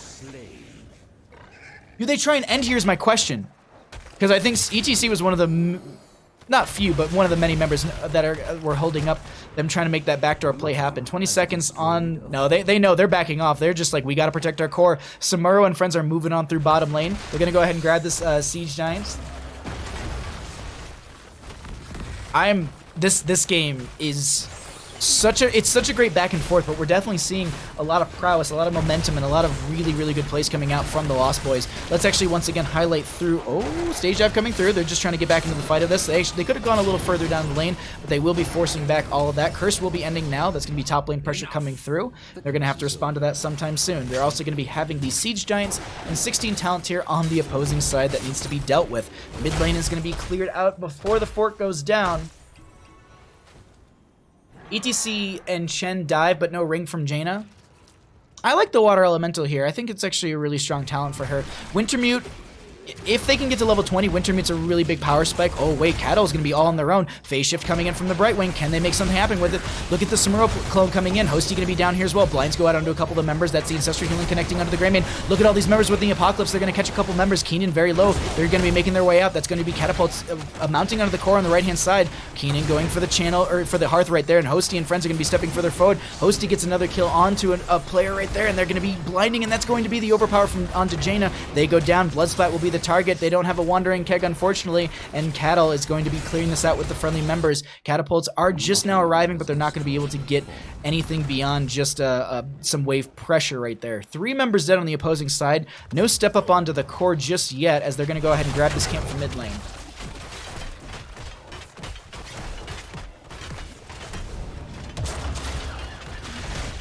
Whew. Let's actually get some vision shown here as well. Let's look at the vision for Collusion, just see what they're seeing, get an idea of how they're what kind of vision they have of the enemy players. Everyone's back up. They can count 4 players. Zergling going to be going into this top. Going to be just pushing up a little bit, swaps off to a different clone, joins the friendly team. There is going to be another curse popping up here, and it should be, I think, like a minute off, if I'm not mistaken. So they'll be going for the defense on that one. My question is, when that pops up, do they try and go for the Samuro backdoor and try and end with that? It's Abathur Hat plus the Samuro, you know, post 16. Are they going to be able to burn into this core? They're checking boss. There's actually a mine on the boss as well. You can see from that Abathur mine right there, the Collusion vision, you can see that there's a mine right underneath the boss, and they're putting these mines out and getting a really good idea of where the enemy teams are rotating through that kind of warding with those. Kegged is going to be going just a little bit of a barrel smash. They're going to be kicking through. Bloodspat going to be targeted. That's going to be the Valkyrie pulling them in. Stage dive from the ETC. That's going to be the stagger being used. They're going to drink enough brew for a few, and that's going to also be the Apocalypse catching that Chen in the backline. Hosty so very low. That's going to be Hosty trying to live in all this damage, and they get the counter kill onto the Greymane and to the Chen. Hosty finally goes down. I was about to say that is a Cassia that should have died a couple times, and now Cattle trying to do their best in this, and they're getting these fire stomps and staying alive. Full souls on this Diablo as the Ancestral Healing does connect as well. These fire stomps are yielding a lot of good healing for the friendly team. Zergling going to be joining into the fray of all this fight. They end up picking up that curse point, and Rhaegar going down with 3 dead. Can they end the game? Jaina and ETC are the only 2. That's going to be power slide from Red Robot. Shadow charge into the wall. They get in a little bit of a knockback, and that's going to be Zergling chasing into Keenan. Look at the burst coming out from them. Oh, they back off. They don't want to get turned on, and they end up just taking a retreat right there. We do have Jaina going back into the Hall of Storm, and that's going to be Zergling back off as well, because everyone was coming back from death, and if they tried to aggress onto this core, that would have not worked out whatsoever. Meanwhile, Diablo's just spinning in mid, waiting to push this up, and getting ready for the team to pressure into the 16 talent tier on the opposing side as well, so at least they have that. It's even in that right. We have another curse point coming up here for the members of Close to Death, but Tribute might be in favor for the Lost Boys, if they can grab it. What's the cooldown on Clone Swap? 10 seconds. Here, I'll leave that up for a couple seconds if anyone wants to read it really quickly. We just had Bloodsplat getting a lot of damage put onto them. They might die, it's no big deal. Actually, Valkyrie going to be pulling them. They actually don't get pulled by the Valkyrie, but there you go. I'm sure you could have read through it by then, hopefully, but 20 talent here is rounding the corner for the members of the Lost Boys. ETC is going to be in top lane. Hearthing back. Are they worried about the Samuro backdoor? Zergling isn't showing. Actually, they show right there, but they can't be 100% sure if that's a clone or not. Really good job of forcing them back off this point. Meanwhile, Bloodspite on the right-hand side is going to be fighting the Zergling clones. They swap off to another one right there. Top lane does have some catapults mounting. The longer they delay this out, the better. That's going to be staged out from the ETC, trying to dive into the backline. They don't get anyone caught there. That's going to be the Apocalypse from the Diablo. Hosie's so very low, going to be diving out, trying to get that value. They're staying alive for now, and that's also going to be the Frostbite from Keenan, getting that Ice Block. Cassia goes down. Collusion trying to make their way out of here. Greymane trying to get out as well. Zergling maybe going for the channel, but they don't deny that curse, and that will be the swap off to another Clone Ancestor healing, and that's Zergling going down. Really good fight coming out from the members of Close to Death, as they're close to death, but they're not going down just yet. Boss is going to be picked up with the curse as well. They can't really fight over this and steal it away. Meanwhile, top lane, they've got all these catapults that just arrived, and they will be instantly, I wouldn't say instantly shredded, but, well, instantly shredded. They're all gone. And that's going to be boss picked up. Really quick play, and they still have about a minute to play around on the curse here. I think they're going to try and walk in through bottom lane and take down this keep finally. I think that's definitely the big play that they're going for.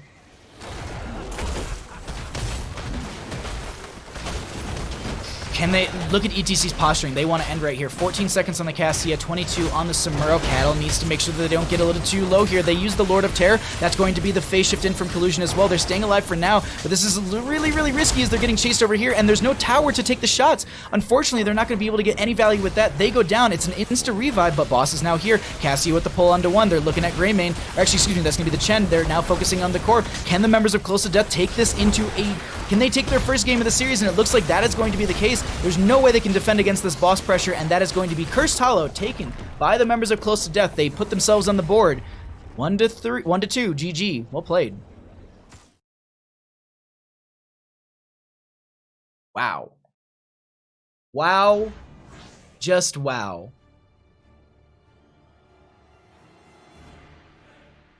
Good game number 3.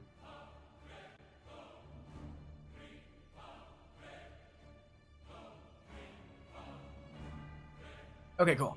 I'm just updating stuff in the background. Alrighty. We got a series on our hands. No comeback mechanics, 6.5 out of 10. On to game 4. Yeah. This is, this is the game that, in my opinion, Close to Death needed to win. Because I think the pressure of it coming down to that final game, that game number 4, where the enemy team is up 3 in your best of 7 series, and they just need to win one map. That's a rough spot to be in, but we're going to see them bring it back a little bit here. Objectives are distraction, 6.5 out of 10. Oof. All right, let's see. I'm just waiting to find out what our lobby is going to be, and we are just finding out a little bit of that information. We at least know that they want first pick. I like how they're literally noting the maps that are still left. Oh, no, they're asking. Excuse me. Okay. Parallel 100% win rate. You know it, Legacy. You know it. That last Ancestral turned the fight. I agree. I absolutely agree with that. Just Wandering Keg. Little OP. That 25 armor, I'm telling you. Oh, I love it. I love it, absolutely. All right. I think we're just waiting to find out what our next map is going to be, and then we'll be going into that in just a second. Uh-oh, I'm running. Oh, at least I got water still. 200 IQ. Oh. Okay. On to game 4. Where's my map tool? Won by them. Picked by them, and I have to push right here. Yes. Alrighty. I just need a lobby invite, and then I need to... I'm actually going to run to the bathroom before we do this, just because I don't want to hold it up anymore.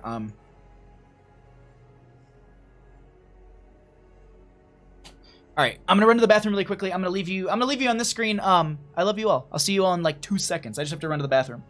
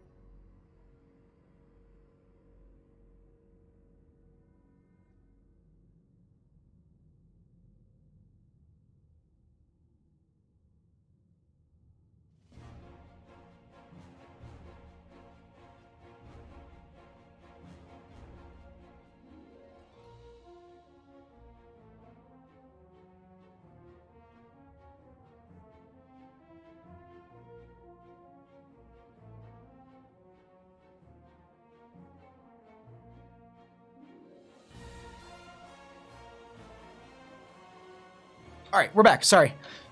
Whew, I just didn't want to hold up. Cool. All right, so we're all good. I didn't hold it up any, and we're ready to go. At Bandit, who would you say is the goodest boy in the last matchup? Bandit, who would you say is the goodest boy in the last matchup? Fair. Time for Bandit analysis of the last game? Yeah. I just have to run to the bathroom. I usually stop. Is usually when I stop while I'm there. This man is mask. I just keep going. We just keep getting the casting game going. But either way, let's jump into this. We got ourselves another game. We're going to Battlefield of Eternity.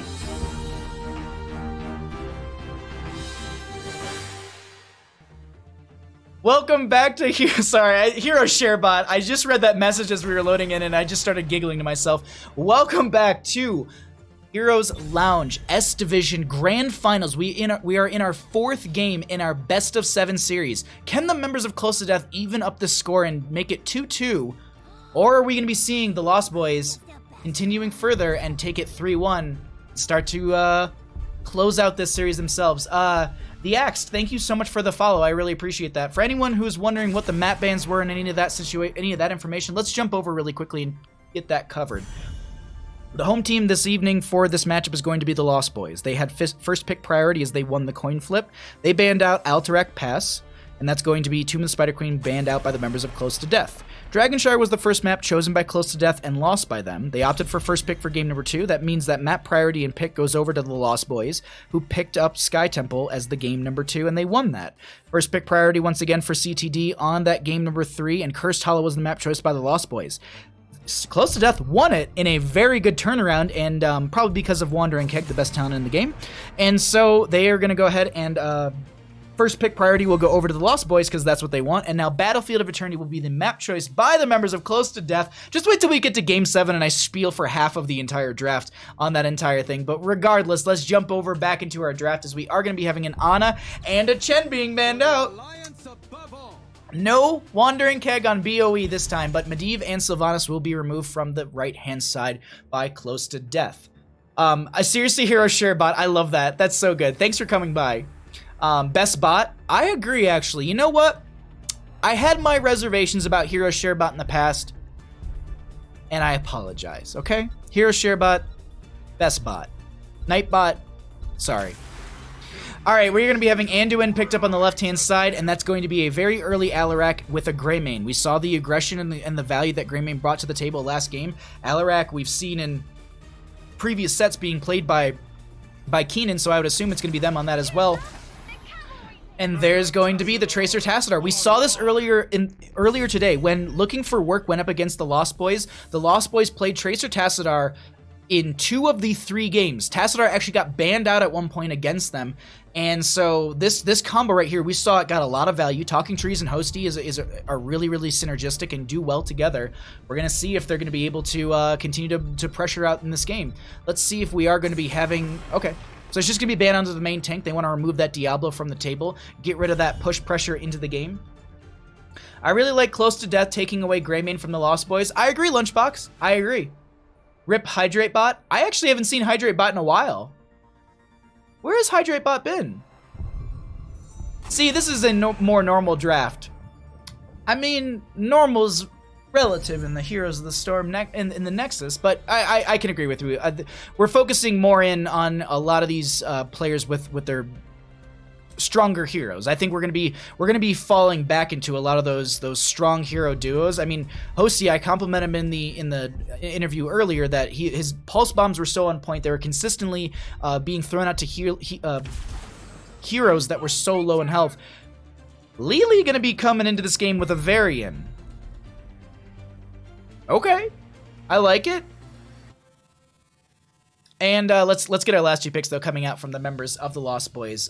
We need a main tank. Something like a Garrosh wouldn't be a bad idea. We could be seeing an Arthas if they want to have the attack speed reduction onto Greymane. In the solo lane, Arthas would be pretty strong. They don't really know what they're going up against in said solo lane, but that's going to be the Joanna as the main tank, and Blaze will be the solo lane.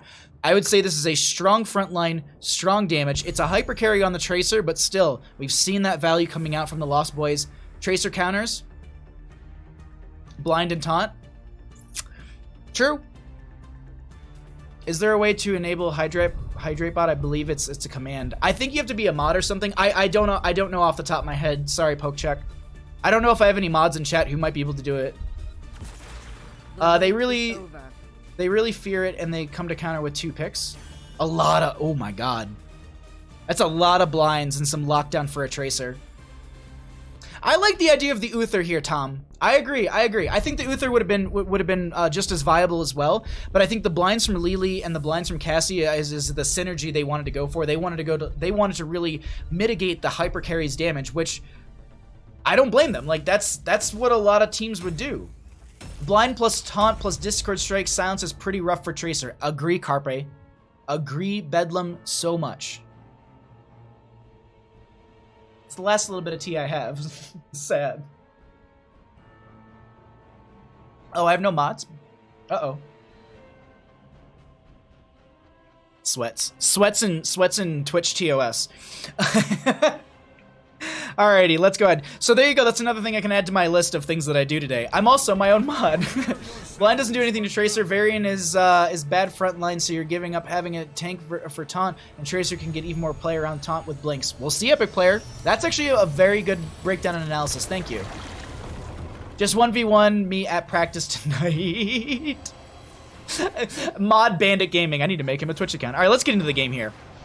On the left-hand side, we got the members of the Lost Boys, up 2 game in our best of 7 series. Cattle will be on the Joanna. Talking Trees will be on the Tassadar. We have Zergling in the top lane on that Blaze. Collusion going to be on that Anduin, and Hosty going to be playing the Tracer. Top lane on the opposing side, up 1 in our best of 7, close to death. We've got Cookie Man on the Grey Mane. Shifting into bottom, we've got Red Robot on the Varian. Keenan going to be on the Alarak. Bloodsplat will be on that Cassia, and we have Hooperman going to be on the Lily. Let's go ahead, check out our level 1 talents as Charge Strikes for that Cassia.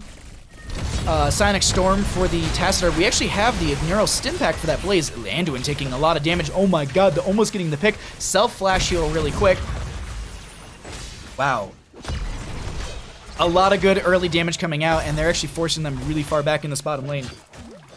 If Alarak can stack up on the Sadism extremely early, with a couple picks, that's going to be devastating momentum in your favor. Varian is best played as a rogue, waiting in the backline till it's an opportune moment to strike. I could agree with that playstyle a little bit. I could agree with that, yeah. Tracer immune to blinds. Mitch, that patch note. No, they're not immune to blinds. They're saying Tracer, like, blinds don't do anything to Tracer in the fact that, like, it's not something that I think a lot of players worry about. Or maybe I'm misinterpreting what Epic Player is getting at. I thought it was mostly just they weren't really worried about the damage coming. I guess damage mitigation is a good way to call it, but either way, Keenan going to get really low here. That's going to be first blood of the game going over to the members of the Lost Boys. Some really good pressure coming out. Some slows are going to be here as well. They have their own blind on the enemy team with that Joanna Shield Glare, and they manage to just back out, and they steal the camp as well away from the enemy side. Getting a kill on top of it, really, really powerful, and pushing themselves up a little bit more in that experience. No one in top lane actually going into that Blaze for now, as most of the, not Blaze, but into the Grey Mane right now, as they were rotating a couple members around. I do like seeing Cookie Man, this Grey Mane up here in the solo. I haven't seen Grey Mane solo laning in quite some time, and I think into Zergling, this is going to be a great matchup. But look at Hosty sitting in this bush over here, getting set up to potentially dive out onto Grey Mane. That's going to be the Jet Propulsion doesn't connect, and the Pulse Bomb was there. If they had that Jet Propulsion, they might have been able to pick up the kill. But while they know that there's a couple enemy members in that top lane, they're going to try and jump onto this bottom and push in. Not going to be the case, and we have 2 minutes and 14 seconds into the game, so you're going to see some rotations off to these Bruiser camps because they want to pick these up and have them being fed into lane fairly soon. They should have the Tassadar rotating up to help the Tracer soon, because she cannot solo this camp whatsoever. Leashing it and unleashing it right there, you can see that it's not jumping up in health, and they're just kind of keeping it within that range. Hosty now getting that healing. They actually go for the Kala's Light at level 4. Plasma Shield grants heroes 20 armor for 3 seconds upon breaking or expiring, causing them to take 20% less damage. Okay. Typically, I think we see Kala's Embrace, which is damage attacks leech life off of the enemy players while you have a shield, if I'm not mistaken. I might be wrong on that one. I see more Q on 1. Oh, I wonder who they're talking about. I see. Sorry, I'm missing a lot of the chat. I apologize. We just got a really good game here. So I'm sorry I made a point and then just like didn't even read what anyone was talking about. My apologies. That's a little rude on my end. But either way, we're going to continue to get into this Immortal phase. Sorry, Twitch chat. I love you all. I really do. Oh, the pull in from onto Hosty, that leap of faith, so 80-second cooldown onto that one. They don't have that pull once again. Let's actually pull away the talents as we're going to be having Greymane on the Immortal below us. Red Robot will be the target right there. They didn't... What did they go for level 4? That's going to be Taunt, okay. I didn't look at it in time right there, and I was like, wait, I missed a level 4 talent for the Varian. Alright, and I couldn't see it through the timer, but it's going to be that taunt. Either way, they're going to be stepping forward onto a couple of these players. Collusion going to be taking a little bit of damage. Bloodspite will be the target in the backline. That's going to be the Pulse Bomb going out onto them, and they get the kill. Cassia going down. That will be the first phase of this going over, I'd say, in favor for the members of... Close to death as they find a Joanna pick right there. A 1-for-1 trade. Cassia for Joanna, and they're going to just go straight into the race right now. And that's going to be Talking Trees tickling the Immortal, and they get the Tracer kill right there. Zergling getting a huge dive onto a couple of the players. Can they find a kill? Unfortunately not. Cookie Man going to be able to rotate out. Varian with the taunt to slow them from the aggression. That's going to be the Blaze of the Jet Propulsion forward. They're going to be trying to kill Keenan here, who has a nice Discord strike for the silence. I cannot believe how many members just got saved. That taunt bringing so much value. Bloodsplat now trying to just put in the damage on this Cassia. They're going to be stepping onto the other side and trying to just race this, but they don't have their Tracer, which is a lot of their quick damage. Anduin, Zergling, and Talking Trees are not going to be doing much right there. As you can see, Cookie Man back, and they're going to be going ahead. They finished that out. More or less, I think the Lost Boys were looking to just remove some of the shielding from this first Immortal as Red Robot gets that Lion's Maw out, but not able to connect just yet. We'll cycle through some of the other numbers and then get an idea of what our level 7s look like in just a moment here.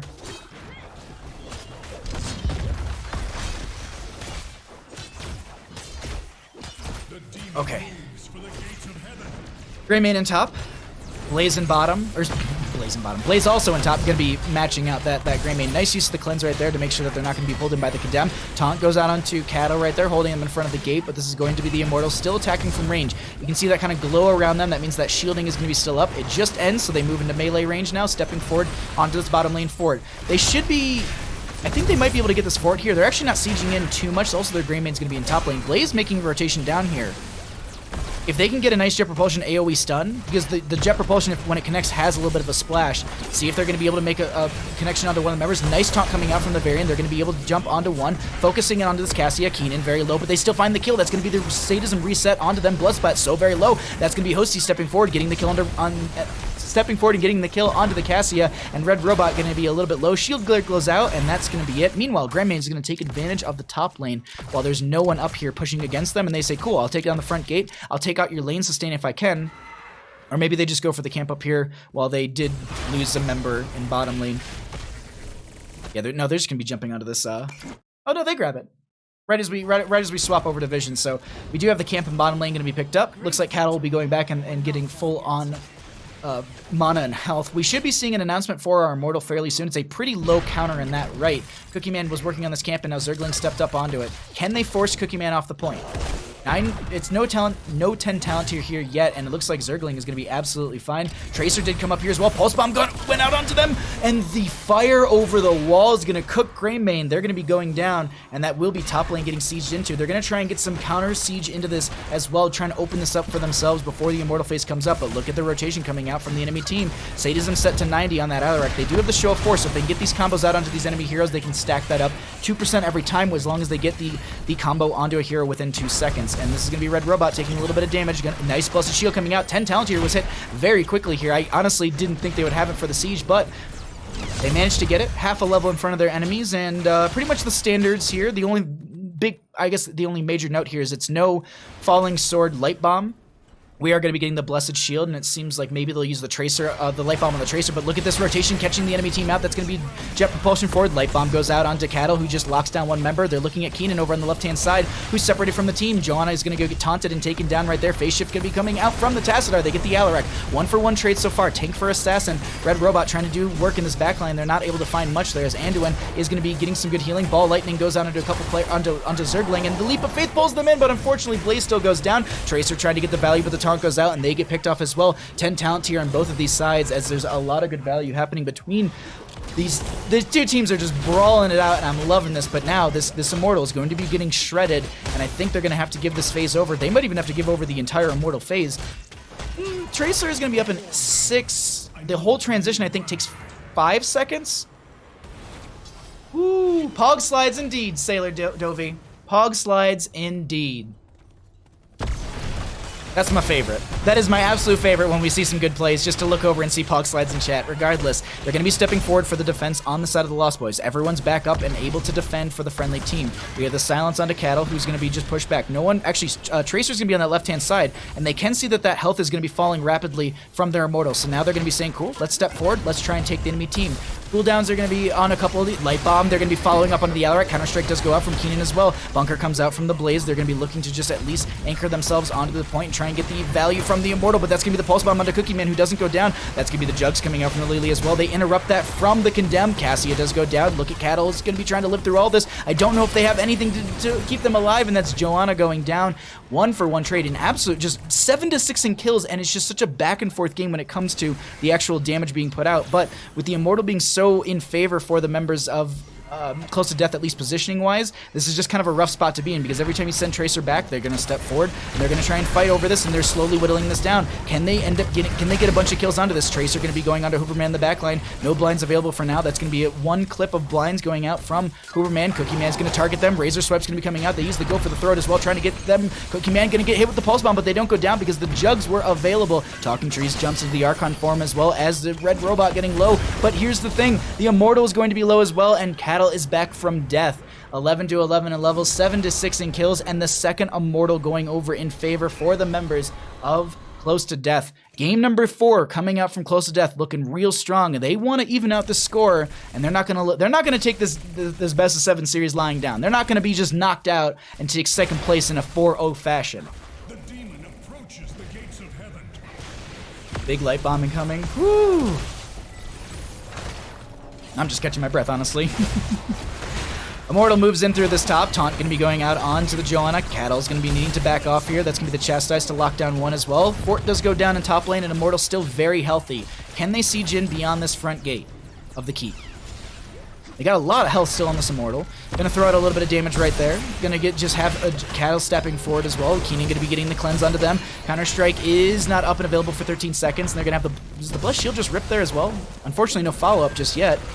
And that's just going to be slowing them down more or less. They're throwing out a lot of abilities that are just keeping the enemy teams back, and this is going to be the front gate going down, I think, as much as we're going to be seeing here. They're actually going to be stepping forward. Hosey trying to... Oh my god, they get the Light Bomb onto the Variant, but the Jugs are out as well from the Lily. That's going to be Zergling stepping forward. They say whatever to the Immortal, which is currently sieging into their keep. Red Robot is getting a little bit low here. They're chasing down this lane. Bunker does come down as well. Cattle going to be thrown back with the friendly team with that Telekinesis. Huge charge forward from Zergling to get that AoE stun, and that's going to be them jumping in and out of the bunker to get a little bit of shielding. They back off, and I don't think they're going to be able to find a kill, and this Cattle will be found though in that kill. Cleanse goes out into Greymane, who goes for the throat. They're not going to be able to find Zergling. They're keeping that the stacks alive as now they're chasing this back. Zergling needs to back off. They're going to rotate through this mid, because if you didn't know, these now have shots on these towers, so they actually Red Robot being pulled into there. Keenan going to get chased here by Tracer, who doesn't have the Pulse Bomb for another 14%.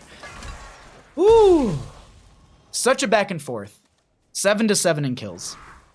690, nice. Stacks on the Psionic Storm, excuse me, Scion Fusion from the Tassadar right there, but wow. Wow. And then we have Red Robot on the right-hand side. Just grabbing this camp.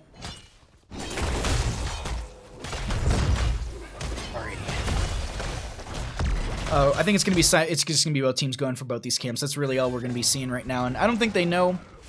I would guess that they just both make the assumption that they're on that side. They should actually see this pop up soon, so they're going to be just going to the bottom lane and going for that. And they don't actually get scouted out themselves. So bottom lane pressure will be added in here with these Impalers. Top lane's going to be cleared out by that Tassadar. They're holding this. They're waiting. They're waiting till probably the last possible moment to put this in the lane.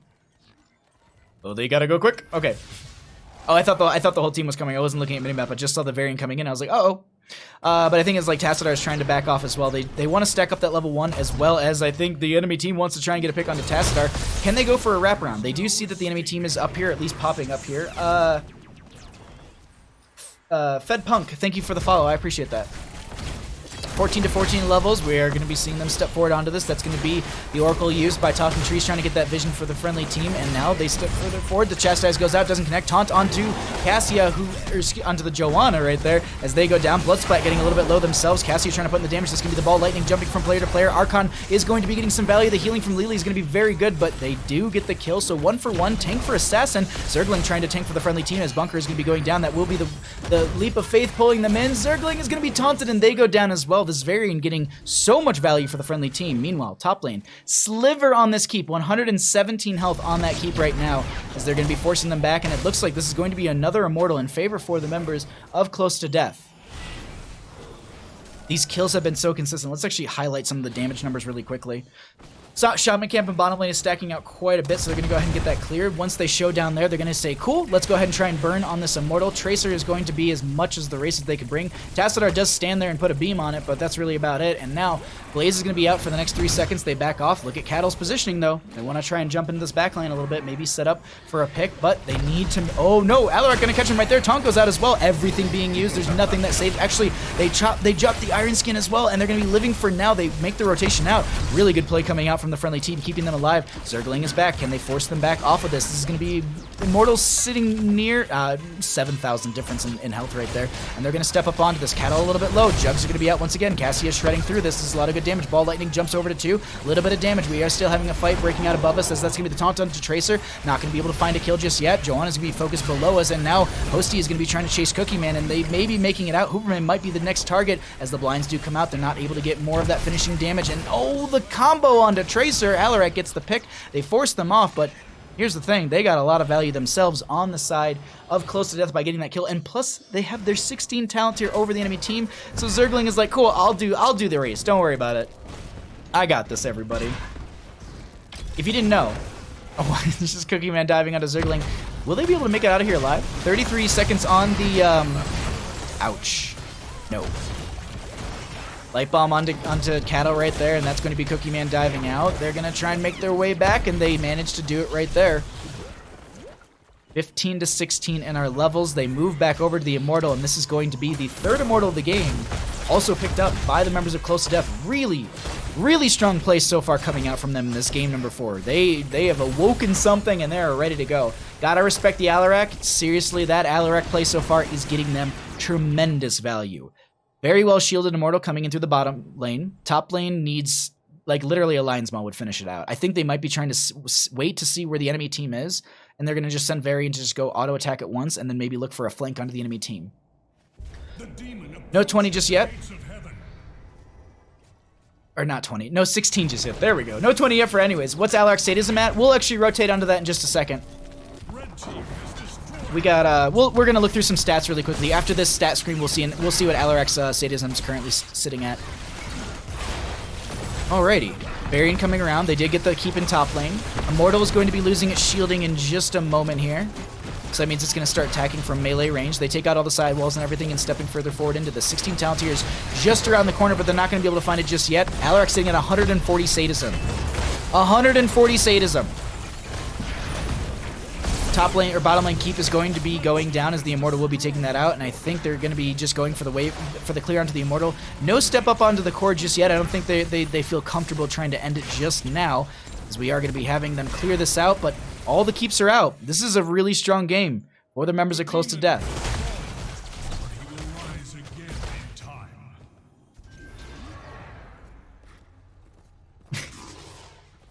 I'd ban his butt if I were at the Lost Boys next game. He scares me. I agree. Camp will be picked up right away by the members of the Lost Boys, so now I think they're going to try and use this time to invade. They're going to let that camp push out and try and push in while they have their 16 talent here. That's going to be the silence out onto Cattle. They dive in. Counter-strike coming out from Keenan. Light Bomb going to be going out as well. Jugs are going to be out from that Lily. Blessed Shield going to be ripped right there as they have a lot of damage onto Keenan. They're trying to reset all that sadism. Can they get it right there? They're going to be in the backline, and Tracer ends up going down before they get the value from it. They stepped a little too far forward, a little too greedy. Ball Lightning jumping around to all these players. Cattle so very low. Will it jump again? They don't even need it as Joanna goes down, and they almost, like, if they would have gotten Alarak, that would have been a completely different fight, but with those 2 kills and with the top lane pressure coming in, as well as bottom lane on top of that, they're going to rush straight through this. They get the wave clear, and now they go straight for core. It looks like the Lost Boys might be going down in our game number 4. They might be evening out the scoring side of Close to Death. Oh my god. Alarak pulling him in. Cassia with the dive. Oh, they try to get right out of there as Anduin's going to be able to get the body blocks, but the Leap of Faith pulls them back in. They're going straight for the core end right now on the side of Close to Death, but they're starting to back off a little bit here as a lot of the members are coming back to life. They get the Anduin pick right there. That's a huge pickup, but they're getting really low themselves. Bloodsplat getting healed up. Look how many low members there are as Tracer ends up going down to the Greymane. Tassadar is going to be getting the dimensional shift out, and that will be Lily going down. They're not ending just yet, but the core is starting to fall rapidly. There's a lot of heroes around here. Tassadar is ending. Oh my god. Tassadar with the dimensional shift for the juke right there. Greymane goes down. Cassia, or excuse me, the Alarak gets the pick onto the Joanna, and they save their core at 80%. Immortals have spawned. 20 seconds for two heroes, 30 seconds for another. For the revive time, Alarak Parthing back at 166 sadism. Let's actually pull this up and we can get a breakdown of how and where that sadism comes from.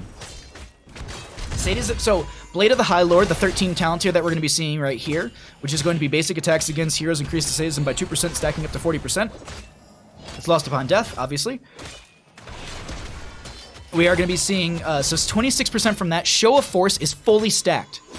It's at maximum of 20%, so you need to land 10 combos onto the enemies. That's fully stacked. Takedowns is fully stacked as well because you can only go up to 30% with that one as well. This Alarak has just sadism coming out of his ears. But look at this. They're going for their camp on the right-hand side, and the members of of the Lost Boys are going to be pressuring up onto this Immortal, but realistically, the race potential from them is so very low.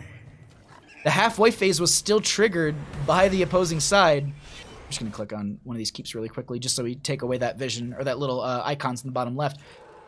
Defense for both sides. Wow. Can't lose that sadism? No, you do not want to lose that sadism. Wow, it's such great back and forth coming out from both these teams. Whose vision do we have? Let's show the vision for the blues or for the members of Close to Death as they have their 20 talent as advantage and they're trying to force a fight on the opposing side. This is just I love when we do this. It actually shows the Immortal with the X over it. It's like the game's already trying to decide who's going to be winning this. But let's pull it back as Alarak uses the Deadly Charge to get in. Tattle going to be taking a lot of damage. The Blessed Shield is going to be ripped. That's going to be Zergling going in. That's also going to be the Light Bomb coming out. Blessed Shield not getting the value they're looking for, but Bunker's going to be coming down. Archon form from Talking Trees, and they've essentially pushed the enemy team back, but they've used a lot of heroics to do so. That is a nice dimensional shift before they're able to get the Discord Strike onto them, but I think they're going to be having to give over this Immortal phase right here as they're not going to be able to step further forward onto this. Do they get any sort of play into this? That's going to be the Light Bomb going out between, and they don't actually have that infinite. Joanna's going to be going down right there. They're going to be having Hosty trying to get into this backline, and they're not going to be able to burn down anyone quick enough. Red Robot will be the target, but unfortunately, not enough on that Pulse Bomb to get a kill just yet. Cassie going to dive in around the corner onto Zergling. They're getting a couple members low here. Immortal phase is going to be going down, and Cassia gets picked off. Cookie Man going to get a random heal from that Lily. You can see that little value. I honestly completely missed that this core was going down the entire time. I'm not gonna lie. I wasn't watching the core health, and that is going to be game going over to the members of Close to Death, and they even up the score. Wow. I completely was just like watching everything that was happening in that little battle and not even taking a look at the actual core health getting shredded right. I was just like, wait, what? What happened? I wasn't even watching it. Winions end up going there. That ballsy deadly charge. I think it was mostly just to keep them fighting. Shaman Camp OP. Or MVP. A little bit, yeah.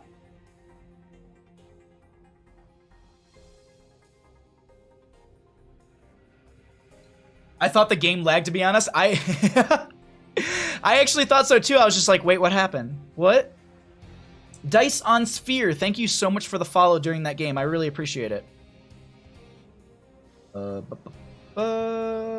And where's my channel? There it is. Alrighty. Wow. We are in game number 5, ladies and gentlemen. We got a series on our hands. A very big series on our hands.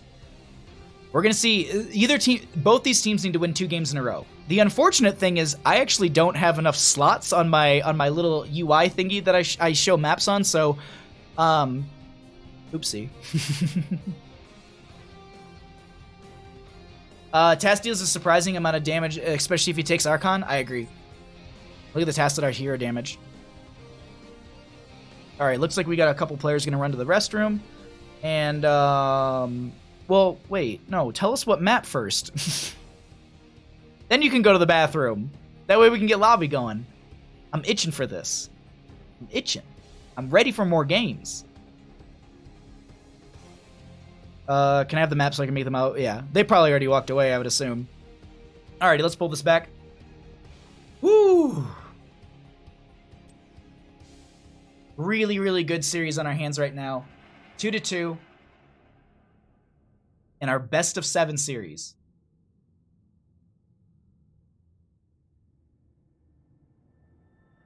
These teams have got to be getting real tired. And here's the thing. Hosty, you're going to game 6. Couple players got to empty beds after that match. A good one. I think there was a lot of oh craps consistently. No, I think the teams are going to be running to the bathrooms, and then we're going to get our next map in just a second. But thanks all for hanging out. Thank you for everyone who's following. If you haven't followed the channel already, please go ahead and do so. I do a lot of casting here. If you enjoy the content, the production, everything that I produce, I rarely have any sort of like observer or anything like that. Here and there, we want Game 7. I kind of want Game 7 too. My stomach wants Taco Bell, but I want Game 7. Taco Bell is like, it's like when we're done, like that is, I'm going to eat so much. You have no idea how much money I'm going to spend on Taco Bell after this. I have been thinking about this since I took Bandit for a walk at 8 a.m. today, and that's how, like, I was just like, yeah, that's what we're getting for dinner. Let me just destroy my insides. But regardless, thank you all for hanging out. Thank you for following. Thank you for supporting. Thank you for cheering, donating, hosting, any sort of support you brought to the channel, lurking as well. All of that. I really do appreciate it. Thank you for hanging out. Can we get a Bandit Snuggle Good Boy pet? Absolutely. Wait a second. This isn't Caldor. JK, loving the games today. Thank you. Thank you. This series is sponsored by Taco Bell. Taco Bell, get at me. Chicken quesadilla sounds amazing right now, and then I'm going to get a beefy 5-layer, and I'm going to get a nacho supreme with extra beef, and I'm going to get a I'm going to get a cheesy gordita crunch with the Doritos Locos taco inside, and then a supreme taco as well. Bahamut with that Taco Bell affiliate link. I didn't realize how many options Taco Bell items had until I ordered once through the app. Oh my god, yeah, Poppin' Fresh, you got so many. By the way, Poppin' Fresh, how are those crock-pot, how's that crock-pot chicken tacos going? Oh, okay. That's gonna be our map. Who picks that? Okay. Alrighty. As promised. Boy. Get out. Oh, stop.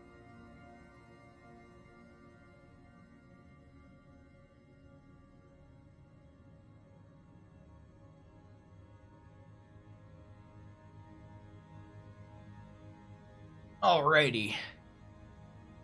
Oh, hold on. Crock-pot tacos done, tasted, and amazing. I used to work at a Taco Bell. My brother used to work at one as well. He told me a couple things to avoid on the menu. Cooked in enchilada sauce. Oh, that sounds amazing, Poppin' Fresh. Next map, Tacos of Doom. Oh my god. Holy crap. Wait. Ashwood, thank you so much for gifting subs. Thank you for gifting a sub to Snag, Blackstormer, Zego, Chaotic Order, and Gaius Julius Caesar. Enjoy all of your finger guns, your Asmo Pogs, all of that. Thank you so much, seriously, Ashwood. Thank you for gifting 5 subs to people. Never had Taco Bark before. I will follow you. Taco Bell before. Darn Italy. I can imagine Italy not having Taco Bell, but like, there's a lot of good food in Italy. Holy crap.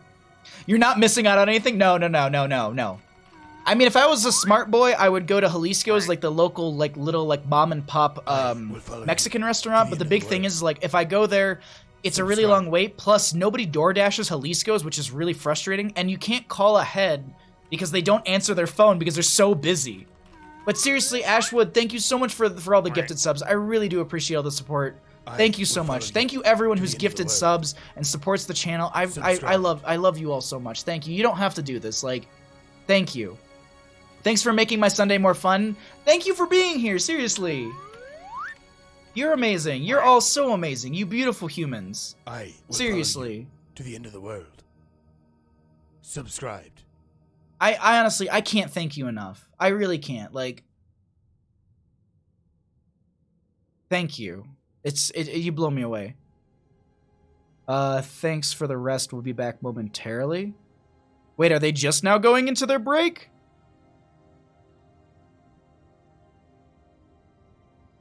Nani? Hold on. We have a sound bit for this. Let's actually use it. NANI? There we go.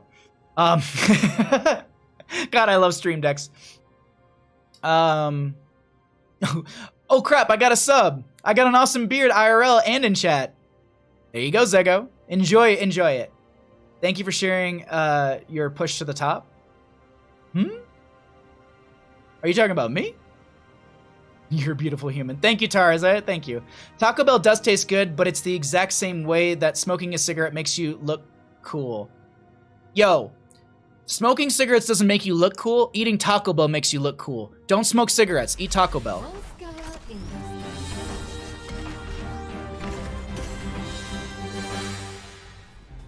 Welcome back to our Best of 7 series. We are getting into game number 5, and we are heading into Volskaya Foundry. We have at least one more game, because these teams have to win by 4. We could go to game 7, but we're definitely going to game 6. Regardless, thank you all so much for joining me this afternoon, this evening, this morning, night, whatever time zone you're in. Thank you for being here. Thank you for supporting the channel, and thank you for cheering and just being wonderful, amazing people. I love you all. Thanks for watching the stream. Let's jump into some map bans and some picks that have happened already. We are going to be having... first pick in the coin flip was initially won by the Lost Boys. They banned out the Alterac Pass, and Tomb of Spider Cream was banned out by Close to Death. Dragonshire was the first map chosen by Close to Death, as they lost the coin flip, and they lost that map. Sky Temple was the second map chosen by the Lost Boys, and they won that. Cursed Hollow was chosen by the Lost Boys as well, as they wanted first pick for those game 2 and game 3 on the side of CTD, and they won game number 3 on Cursed Hollow. That means that first pick priority went over the Lost Boys, as that's what they wanted for the Battlefield of Eternity map. Close to Death chose that map and won that as well. And now, first pick priority for game number 5, going over to the Lost Boys, as we also have Volskaya Foundry picked by Close to Death. Zergy Monster, seriously, stop! Seriously, I pushed the wrong button. I can't focus. Thank you so much for the 5 gifted subs as well. Thank you so much, dude. Judo Chop, Tom, the dude, Stormy, and Nathan, enjoy your gifted subs, enjoy your asthma pogs and your finger guns and all of that good stuff. Thank you seriously so much. To the end of the world. Zergy Monster, thank you, dude. Oh, thank you. My heart, I can't. Let's dive into our draft a little bit here, as we are going to be on Volskaya Foundry. Anduin and the Sylvanas will be banned out on the left-hand side from the members of Looking for Work. Close to Death getting rid of the Medivh and the Brightwing here. Not really too worried about that Tracer after that last game. High priority onto the Nubarak, which is going to dive forward for Close to Death, and we have Greymane going to be coming in here consistently since game number 3. Greymane has been a dominant force here. I was hoping that someone would clip that Ogle the Great. I'm very glad. Brightwing ban? Seems like they don't want to deal with the polymorph, but that's going to be a 1-2 Uther, or excuse me, a 1 pick on the Ana, and then we have Uther and Cassia going to be picked up here on the left-hand side. To the end of the world. Subs everywhere, seriously. Subscribe. Seriously, thank you so much, Zergy Monster. I really do appreciate that. How far has the meta changed after I retired? Hold on, I need to just, I want to bring up this clip really quickly and just have this saved in my background, because I want to be able to watch that after stream. Thank you for clipping that, Ogle the Great. I really appreciate that. Thanks for the gifted subs. I literally come here because I heard that they were being given out. Happy to get one. Hey, thanks for coming by, the dude. Enjoy your sub. Enjoy all of the good times. Zergy Monster, seriously, thank you once again. The support from everyone in the stream today has been beyond what I can even explain, but thank you seriously so much. Jaina going to be banned out by the Lost Boys. They don't want to deal with that burst potential coming out from the enemy side, and the slows would actually impact the Greymane very well. Slowing them down means that Greymane can chase a lot faster in that Worgen form. We have Garrosh being banned out as well, because they need a main tank potentially, but it seems like they were pretty telegraphed with that Uther Ana. I'm a little confused by the Garrosh ban, unless they were going to play Garrosh in the solo lane and go for Decimate again. That's a possibility here. Was that in this series? No, that was in the series beforehand. Looking for Work played the solo lane. Not solo lane, but they played body check Garrosh. Ana, Uther, Cassie on the left-hand side. They're going to need to pick up a solo lane to go into the Arthas, which is going to be the Blaze, and they need a little extra damage on top of the Cassia. Lunara will be picked up. We've actually seen quite a bit of Lunara lately in these games, and she's getting a ton of value. The scouting is really strong. Any reason to be here is a good reason. I agree, Taras. I agree 100%. They banned Garrosh versus Uther. I agree, Tempest. I saw it, and I started, like, my brain started adding everything together. I was like, wait, why? Unless they're just afraid of a solo lane Garrosh with body check. I know teams have run it. For example, Gilly Shark's done it. We saw it in the Looking for Work game. It wasn't so much a solo lane Garrosh, but it was still body check and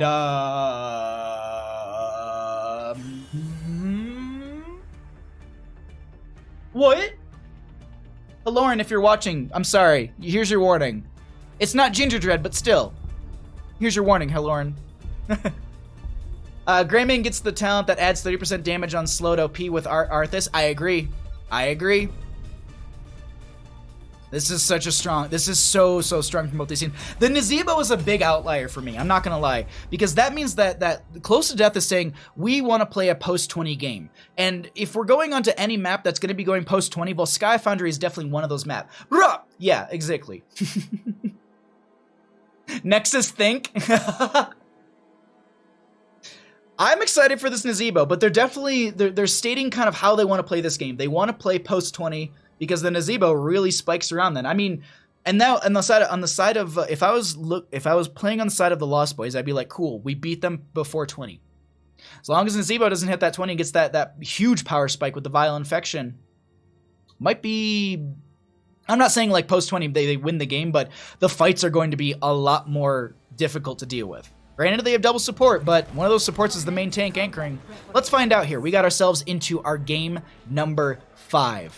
Let's go in.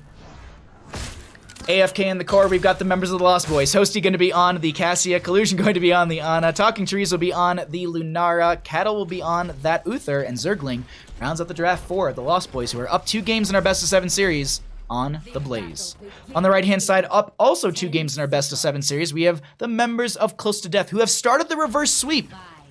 In game number 3, they started the reverse sweep. This Greymane has been a major anchor for this team. Can they continue to do it in this game number 5? Cookie Man on the Greymane, Huberman going to be on the Lili, Red Robot will be on the Anubarak, Bloodspat will be on the Arthas, and Keenan on that Nazeebo. Let's get our mid lane. Spider build for the Nazeebo because they apparently know the proper build. No, whatever. Honestly, there's so many different viabilities, and I honestly don't know which is stronger. I personally lean to spiders because I feel like I get the most mana return and I can do my most damage with spider build. I know people who play into toads and they can angle those toads and they can get that armor reduction and that blow up so very effectively onto the enemy team. But spider build, I at least lean that way myself. The big thing is we're going to be seeing rotations for Nazeebo and friends between the mid and bottom. They want to also get as much of that poison onto these minions before they get the kills. That way they can actually get those stacks. That's exactly how this works. So if you're curious, if anyone's just like, oh, I don't know Nazeebo, I don't know how his trait works, let's go through this all together because it's something good to know. Hold on, we have to highlight this. Nazeebo's basic attacks and ability poison damage to non-heroic enemies, causing them to take— No, we leveled up! It was 69 additional damage over 6 seconds, but either way, they leveled up so they get that extra little damage there. But if a minion dies while poisoned, that's the big thing, while they're poisoned, the Voodoo Ritual Nazeebo permanently gains 6 health and 1 mana. And then once you get to level 20, when you have 175 stacks, you then can apply that damage. So right now it's going to be mana and health returned for the Voodoo Ritual, correct? Yeah, Voodoo Ritual, and you can actually stack. You can play. You can pick a couple talents into that as well, or go straight into spiders. I prefer Zombie Wall. That's dude, just discovered your channel today. You're one of the cheeriest casters out there. Keep it up. Sir Dibbles, thank you so much. I appreciate that. I'm glad you're enjoying yourself. I really hope you all enjoy this. Mongoose, thank you for the compliment as well. I really appreciate it, everybody. Hi, I'm a sub. What did I miss? Everybody update Tootie. from the last 5 games, everyone update 2D. All right, we are going to be having 4 talent here hit on the left-hand side. They're going to continue to stack up these spiders. I don't know if we're going to be... I like how they're playing this. Arthas is kind of anchoring for the friendly team, making sure that no one's going to be able to jump onto their Nazebo anytime soon. And let's actually get vision for them right now on the red side. See how they're playing this. They're playing Red Robot in the front gate. They're playing on this left-hand side. Arthas is constantly anchoring within this rotation, making sure no one's going to be caught out. I like actually the Greymane being thrown into this bottom lane. Gets a lot of clear, able to get camps on their own as well. Looking at the mid lane right now, it seems like they're trying to maybe take a fight, but I don't think they're going to be able to find anything, so Blaze will have to rotate back in the bottom lane, make sure they don't miss this experience coming in through the front gate. Game 7, game 7, game 7, yeah. Oh, you're fine, Tootie. I wasn't trying to sass you or anything, but I like the idea of like, just like someone's just like, I'm a sub, tell me what happened in the last 5 games. I didn't even catch the last 5 games. Oh, so many. There's been a lot of great games happening today, but we are in our grand finals for Heroes Lounge S Division. Thank you all for joining me. Thank you for supporting, and thanks for cheering on these teams. Let's go ahead and see who's going to be getting the advantage in our best of 7 series, because we've evened out the score. Close to Death has been coming back to life in this best of 7 series. It was 2-0. I was thinking that the Lost Boys were going to be able to take that Cursed Hollow game and potentially put us on a game-winning point, but no. Close to Death is saying we got something to say about that. We don't want 10%. We don't want 20% of the prize pool. We want 30% because that's what's on the line. There's a 10% difference for the total winnings when it comes to the actual payout for this final. So the grand finals, 30% to the winner for first place and 20% to second place. They really want to pick up that extra 10% and get themselves some nice extra toppings on those pizzas for their victories. But either way, Cattle going to be getting a little damage put onto them. Bloodspat stepping forward as well, and it seems like there's going to be a nice back and forth over this. No one going to be going down just yet. That's going to be an engage coming up from the Blaze right there. A lot of damage from onto the Greymane. They're trying to focus on them. No turret going to be dropped whatsoever. Bloodsplat has to cycle out as well, and it seems like for now they've managed to force back the enemy team, and this is going to be them looking for their 7 talent here. Look at Greymane in the top lane, going to be just pushing this back out, getting that as well. I like the Taco Bell clip getting thrown out as well. I was gifted a sub from a Zerg man. Yeah, Zergy Monster gave you a sub, Judo Chop. Enjoy your Asmo Pogs and all of your emotes and wonderful things right there. 8 to 7 in levels. They're going to be diving into this mid lane. Cookie Man trying to get some siege, or trying to get some burn onto this first Triglaw Protector, which was picked up by the members of the Lost Boys. I gotta say this, like, if I sound a little fatigued in just casting and moving the camera around, I cannot imagine what these teams are feeling in this game number 5 on Volskaya Foundry. They have been going at it for the last roughly 2 hours. Roughly, because I restarted the recording roughly before we got into the first game, and that is going to be a lot of just so much value. Nice use of the Power Glove, or the Rocket Glove, to push them back. They're trying to take out this front gate and maybe even take out the well. They at least get the front gate. That poison damage from Lunar will finish that out. Doop, doop, and boop. So they'll be able to get that. Meanwhile, they're going to dive into bottom lane, or the mid lane. That's going to be the cleanse coming out from Hooperman. Bloodspat going to be targeted right there, and they have found their stride in this game 5 on the side of the Lost Boys. They seem to be found as they're going to take an aggressive rotation onto the enemy camp right now. We can actually get vision from them right now and see how they're playing this and seeing what they're seeing, so they're making some decisions based on this. We also have that Thunderstroke for the Cassia being worked through. The 23 out of the 40 stacks. I believe there's a halfway stack, yeah. So you get damage at 20, and then 40 is going to be mana cost is reduced, and you get a second charge. But Cookie Man going to be targeted here. They end up getting right behind their fort. They also have Hooverman with the heals as well. A Nubrak coming up here, potentially going to be able to get a pick. Not going to be able to find one, and they kind of reset the battle right now. Red Robot going to get stunned by Cattle. That will be Arthas with a root onto a couple, and we have, I think, Double Soak coming out from Zergling. Going to be doing some rotations between bottom and mid, as they also have that conveyor belt to speed them up. Control point B should be opening up fairly soon. And we're just going to get camp on the right-hand side picked up. This will be the biotic emitter stolen away by the members of the Lost Boys, but they do have the 10 talents here over the enemy side, so they're not going to be stepping forward. But now, on the opposing side, they're going to be stepping forward themselves because they want to try and take a fight, and they're going to be forcing this in top lane. They don't have a camp pushing up here. They've got a wave coming in soon. That will be the turret put down by, I think, one of the members. Red Robot diving forward. They're going to try and turn this around. 10s are right around the corner for them. They need that big power spike. Well's going to be taken out. Collusion and Hosty both have turrets themselves, and Cattle can drop that biotic emitter when necessary, but they're doing a great job of healing both these teams up, and that is going to be Keenan also getting this siege into mid lane. They need to be a little safe with their rotation, because look at how far the team is going to be chasing into this. Let's actually see the vision for Keenan as they're trying to make their way out of this. Do they wrap around and find them? No, they make it out just fine. Meanwhile, in a mid lane, there's going to be an engagement breaking out as they've turned around onto Bloodspat. Nice body blocking and also stun. That also will be the Army of the Dead is going to be popped right there as they found Tens themselves. That's going to be go for the throw for the Greymane. Not actually going to be utilized there. Ball Lightning jumping to a couple players. That will be Jug of 1,000 Cups, right? Cup of 1,000 Jugs? I've said it backwards before. Jug of 1,000 Cups. We got it right. I think as like during the Testbook Collegiate series, I accidentally said Cup of 1,000 Jugs, and someone was just like, my dude, what? It's one gigantic cup.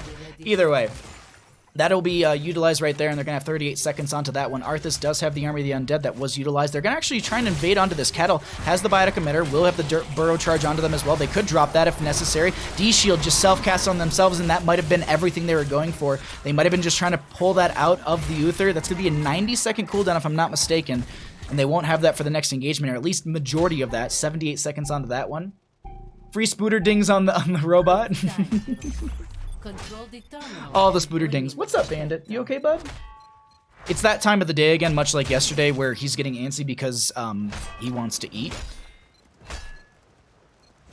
I'm sorry, bud. We're gonna just pig out after this, you and I. Alrighty. Dive into a couple. That's going to be a lot of good damage coming out, but they don't have anything else to follow up onto it. 24% going over in favor for Close to Death, but the Lost Boys step back out of the point. Collusion will be over here as well. We didn't really note anything on the right side for heroics outside of the go for the throat and the Army of the Dead.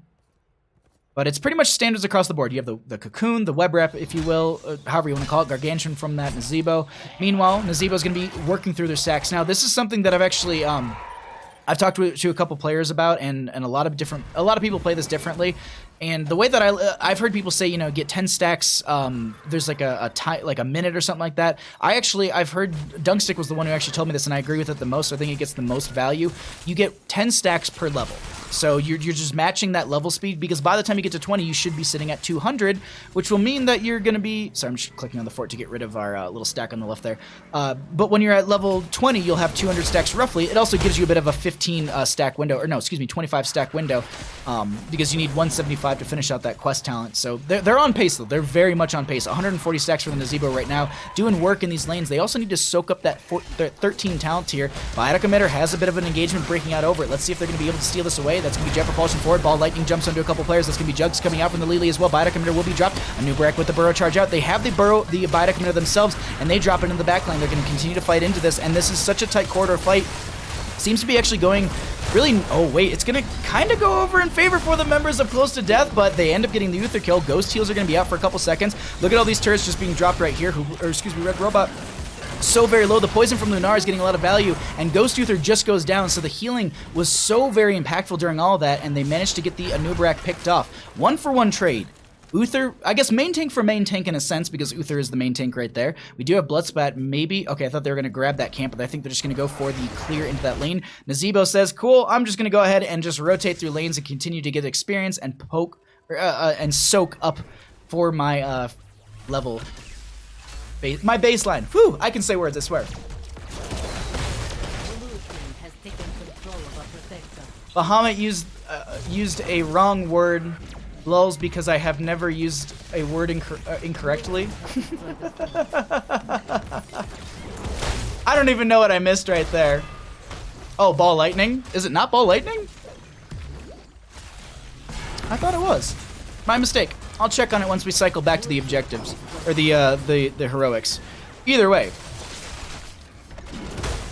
We are going to be seeing this Wisp rotating through the lanes. We are going to be having Red Robot and friends just rotate around. They'll jump down into the bottom lane as they already have the Fort gone in top, the Fort gone in mid, and they want to open this up and prep themselves for control point C. Still a lot of health on this Triglaw Protector, and we are going to be seeing this lockdown into the Fort. Greymane diving forward, which has a great shred onto this. A lot of the heroics are off cooldown. Actually, every heroic is off cooldown. They start to back off. They're not able to get the Fort, but they do take out the lane sustain from that well. Nice stun onto Cookie Man, who's trying to step forward. They turn this around. They're going to try and get some damage out themselves. It's just cycling around. That Gunner is going to get a lot of good damage in, and also going to be poking onto this Fort as well. Rocket Glove pushing one away. They dive in for one more damage onto that Fort. Hosty and Collusion are going to be the ones in this. That's going to be the...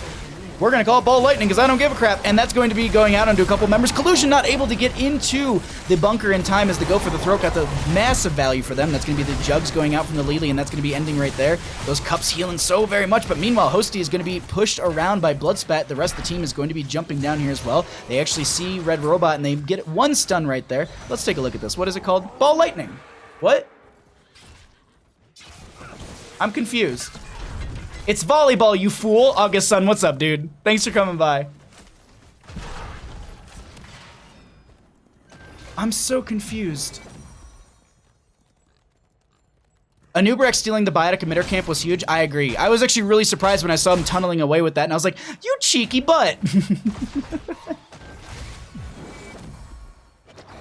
Oh, I see what you mean. Okay. I see. It took me a second there. Incredible Inept, how you doing? Thanks for coming by as well. I don't think I said hi to you. I honestly just thought I was like, have I had it wrong this entire time? Because I've always called it Ball Lightning, and I was like, crap. I thought I was like, I thought I was pretty good on heroics and hero abilities. I think I have most of the hero abilities down, but when it comes to talents, we don't know everything. That's going to be the Pyromania popped, and meanwhile, Cookie Man in the back line is going to be trying to get some damage out. Jugs is going to be coming out from the Lily as well. That's going to be Bunker dropping down. Huge fight over this Biotic emitter that I think is going to be going out, and no one picked it up just yet. I'm not sure. Actually, it was picked up and used right away. And D-Shield going to be thrown out onto one of the players. Uther actually is going to be the one with it, and they don't have a kill just yet, but look how low they are. That entire engagement going through, such a big back and forth. Almost every heroic used during that entire fight, or maybe before while it was off on cooldown, and nobody goes down. Absolutely nobody going down. Naz so tanky now. What is Naz sitting at right now? They do have the Ice Block. Actually, they have Soul Harvest. I actually didn't know. I've seen a couple Nazebos pick this up here and there. Activate to increase Nazebo's health and spell power by 7% for each nearby enemy up to a maximum of 35%. Meanwhile, bottom lane, I apologize. I was reading talents, but meanwhile, bottom lane's going to be going down. What to note on really quickly, 201 stacks on that Nazebo for the Vile Infection. They are, or the Voodoo Ritual. They are staying very, very healthy on that one right there. We have all of the questing talents on the left-hand side being completed, those level 1s. We also have the Regeneration Master just being finished right there. Frost Presence and Frozen Waste on the Arthas are going to be finished out as well. 19 stacks on the Hunter's Blunderbuss? No, that's wrong. Wise and Duelist. Hunter's Blunderbuss is I think, something for a completely different game, but either way, that is going to be the Ball Lightning jumping onto a few. That's going to be Arthas getting bursted down right there. Ball Lightning jumping to a couple other players, but I think it's limited to 6 jumps, and that will be 17 talent tier to 17, 3-2 in kills. Control point C unlocking in just a moment. Top lane pressure mounting, and this is going to be the members of the Lost Boys rotating into the bottom lane, trying to get themselves a Control point C Triglav Protector and potentially end the game with that. Control of it. Not entirely sure what happened there, but someone got pulse and threw the turret down for it. Yeah, I don't know. Still spooky jump forward. Yeah. A lot of good plays. All right. Man, just these Voodoo Ritual stacks, 222. If they can get to 20, this is... I'm scared of the damage output from the Nazebo. That's the thing that I want to highlight here. Charge going to be going over in favor. They do have Arthas back up. They might try and take an invade onto this camp on the left-hand side, but they're going to be a smidge too late on that one. But can they get an interrupt? Can they find a cattle right there? And no. They have also got Divine Shield, unless they get the complete stun lockdown onto them, but now they're going to be taking a fight over this. They jump off control point C for a second. Okay, they're gonna go back in. Let's actually cycle through some of the other numbers while we have the chance. We've seen the towns for quite some time. We've talked about them. Seems like they're giving control point C over. Interesting choice by the members of Close to Death. I don't know how I feel about this. Because meanwhile, in bottom lane, this is what's happening down here. They've got a wave pushing in. Triglav Protector will be picked up.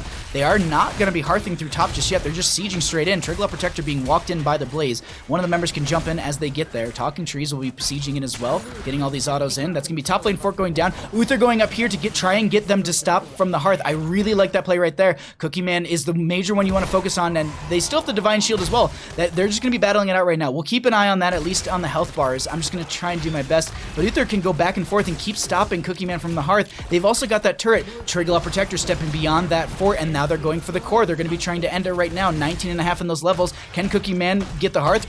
Cattle's still going to be over here. Trigla Protector starting to drop the core health beyond the shielding, but they're going to be dropping as well. 50-some% and falling on the Trigla Protector. Cassie and Blaze are going to be the only ones two in here, and they're just putting as much damage as possible into this. Meanwhile, Talking Trees is getting some value in the backline, and that's also going to be Ana in the web wrap. The cocoon now ends, and that's going to be the Trigla Protector potentially going down. They actually have that ending right there. Cookie Man still being delayed out in that top lane. Ball Lightning going out as well. They don't have 20 talents here, but it's still going to bounce to a few members, and the 38% onto this core. Thornwood Vines are being thrown out here and there. The shielding coming back onto the core. Zergling stepping forward. Cleanse goes out as well. Greymane actually getting picked off into the top lane by Uther, and now they're going to be stepping further into this bottom lane. 20 talent here is going to be here for the members of... Oh no, they get the Ana as well, but they're going for the core, and that is going to be game number 5 going over to the members of the Lost Boys. They take a lead in our best of 7 series. GG, well played.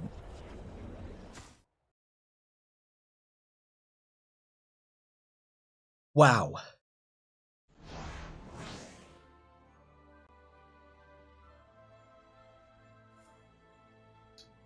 Well, they step it up in our... The Lost Boys on game point for our best of 7 series, our grand finals, the Heroes Lounge S Division. We still have a chance for game 7, we do. I really wanted to see those Nasdaqs in full effect. I know. I seriously wanted to see what kind of value Keenan was going to bring to the table. They worked so hard for those stacks. Stopping the momentum in a reverse sweep, that's big. I agree, Ektar. That's actually a really good point. Ew, what a match. What do you mean, ew, what a match? That was a good one. That was a really good one. Oh, right, we know what they want. What do we get from... Oh my god. You know what map it is, everybody, with a reaction like that. You know what we're going to. It's my favorite map. Let's go ahead and pull this back. Let's get ahead. Let's get ahead. Let's go ahead. There we go. I know how to say words, I swear. All right, our little map tool is not going to be fully up to date, but it will at least kind of show what's kind of happening and who picked what. So there is that. I like how I went to, I have my whole map selection tools through a web browser, and I went to it, and one of the tabs is Taco Bell /Twitch, and it's from the clip that Ogle the Great posted earlier. Haunted Mines? I wish. Oh. Ektar knows what's up. Ektar knows what's up. Ooh, but how do we get there? I'll tell you in a minute. Let me catch my breath. Bandit mostly doing all the work right here. Lost Boys hasn't been great on towers lately. Let me see. Let me look at my notebook really quickly.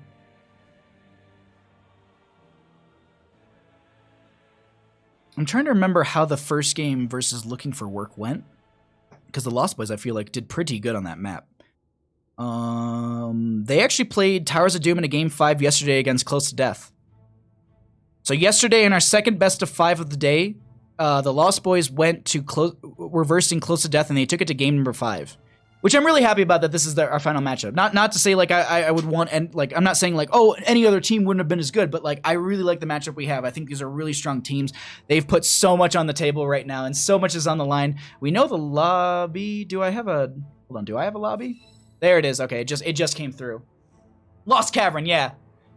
Game 6 on Lost Cavern. A place similar role late game, power of DOT. Oh god, I can't remember what DOT. Oh, dot, damage over time. Is that a mix between a golden retriever and a Labrador? So from my understanding, it's going to be a mix between Border Collie and Black Lab, because Bandit's pretty small, and so they call him a Borador. He's super, super smart, and he's got a lot of energy. My stream froze because no service, this random Starbucks in the middle of nowhere. No, Miss Wind Up Bird! Let's get into our game, everybody. We're ready to go into our next draft.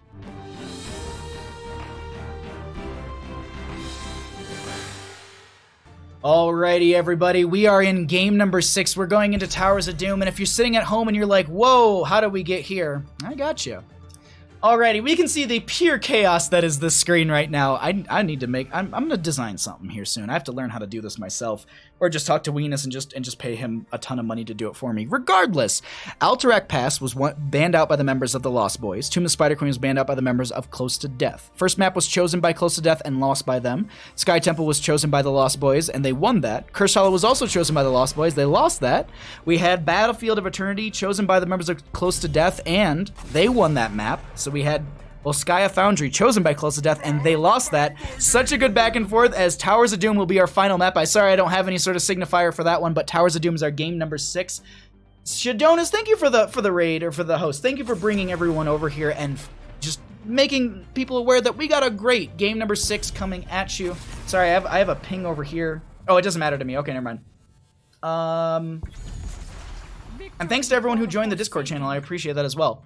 Alrighty, Anduin and Samura's being banned out here on Towers of Doom. They don't want to deal with them instead of the Lost Boys, and that could have been a first pick potential coming out from Close to Death. I think they do actually have a Samura player. I think we did see that earlier today. That is going to be the Medivh and the Abathur being banned out. Zeratul still up and available. Do we see them play the Stitches again? We actually saw Cattle playing a Stitches earlier today and had a really good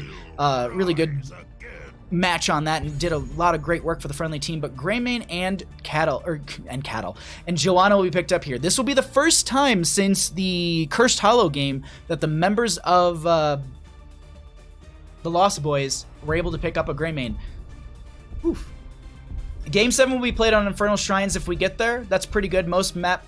Actually, yeah, that's actually really true. The last map is going to be Infernal Shrines if we go to a Game 7. And that's actually been the closing match for a lot of these teams. Like for today, like for example, our first best of 5 today, Looking for Work versus the Lost Boys, that ended on Infernal Shrines. Looking for Work versus OSD in our in our third place, fourth place matchup. There we go. I couldn't think of the words. That one ended on Infernal Shrines as well. So if it ends on Infernal Shrines, I really like that because we've had a lot of tournament games end on there. And Lily actually getting a ban out here. Hello? Sylvanas, Jaina, and Muradin on the right-hand side. This is one of the few times we've also seen Sylvanas getting through when it comes to this. Great to hear. What? Oh, wait. Someone asking a question? Oh, sorry. Hold on. Let me scroll up. So, are we watching his team, or are we watching going through other teams' replay files? No, we're watching... Wait, what? I'm confused. He's casting live Division S series, not replays of him or his team. I don't even have a team. I'm not good enough to be on a team.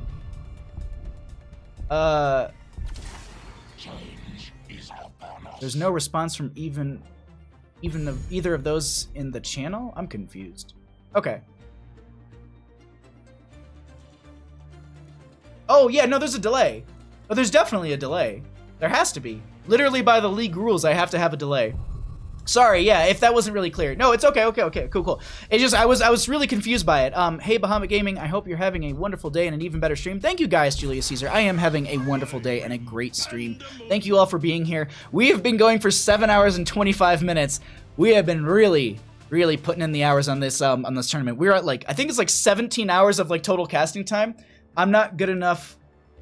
I'm not good enough, Baha. Come on, man. I'm playing gold, dude. Just got post Heroes of the Storm. Oh, okay. There's a Wood League. That's true. All right, Chen Brightwing on the right-hand side. What do we get to round out this draft for Towers of Doom? A little more damage needs to be necessary. And Lunara showing up so consistently throughout this tournament. But we got our draft. Ooh. You know it's going to be a good show when the one team throws out meaningless bans. I don't know about meaningless bans. So far, these have been really good. Zerky Monster always has a slot open for you on Ghillie Shark. I would potato all over Ghillie Shark so bad. Ooh. You could be on my team? Alright, well, here's the thing. All I do is play Asmodan and no one wants to do that. No one wants to play with my Asmodan. He's like level 78 with a 65 point something% win rate. Did Tyrande fall out of the meta and get replaced by Brightwing asking for a friend? Honestly, I think it's the polymorph that they want. Tyrande hasn't fallen off whatsoever. I think it's just these teams just adapting to each other very, very well. And I think Brightwing is a really good response to the potential dive from the Greymane as well as the Lunara. Locking someone down is great. Let's get into the game, though, because we're in game number 6. You're perfect. You're perfect. On the left-hand side, we got the members of the Lost Boys. Collusion, AFK in the Nexus. The Lost Boys are going to be up also 3 games. Sorry, I forgot to note that. But we also have Talking Tree is going to be on the Grey Mane. Zergling is going to be on the Dehaka. We have a pause immediately, so let's bring it on back. Asmo Slam, indeed.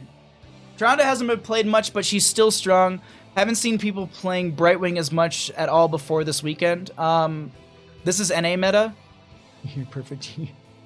Never used a word incorrectly. I'm just a perfect little boy. No, are you serious? The response for, hey, what's the pause? Pizza's here. I'm gonna need to confiscate it. I agree. All right, we have Cattle on the Joanna. We have Hosty on the. What are you waiting? Oh my God! Come on now. On the Lunara, Talking Trees will be on the Grey Mane, Collusion going to be on the Ana, and Zergling on that Dehaka. On the right-hand side, we have the members of Close to Death trying to take us to game number 7 in this best of 7 series. Red Robot on the Muradin, Huberman going to be on the Brightwing, Bloodsplat going to be on the Chen, Keenan going to be on the Jaina, and Cookie Man going to be on that Sylvanas. Let's see this mid-lane engagement. So there's a little bit of a wraparound right there. They're trying to disengage on the side of the Lost Boys. Red Robot with these body blocks, but they're starting to turn this back around onto Red Robot themselves. Nice Condemn pulling them in. That dwarf toss, right as I had to burp because I was chugging water for a second there. Jealous much, Baha? Ektar, you know it. If so, a 200 IQ plays, the pizza was meant to throw them off? Yeah. 200 IQ plays with pizza distraction. Because now they know that the members of Close to Death are thinking about pizza and not focusing on the game. What I worry about is whether or not the Lost Boys are going to be focusing on the game or if they're going to be eating pizza.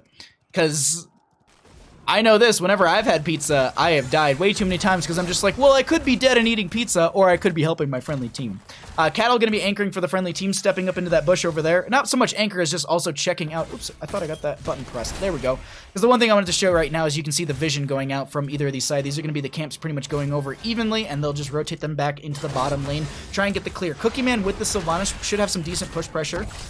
Going to be going into that overwhelming affliction at level 1.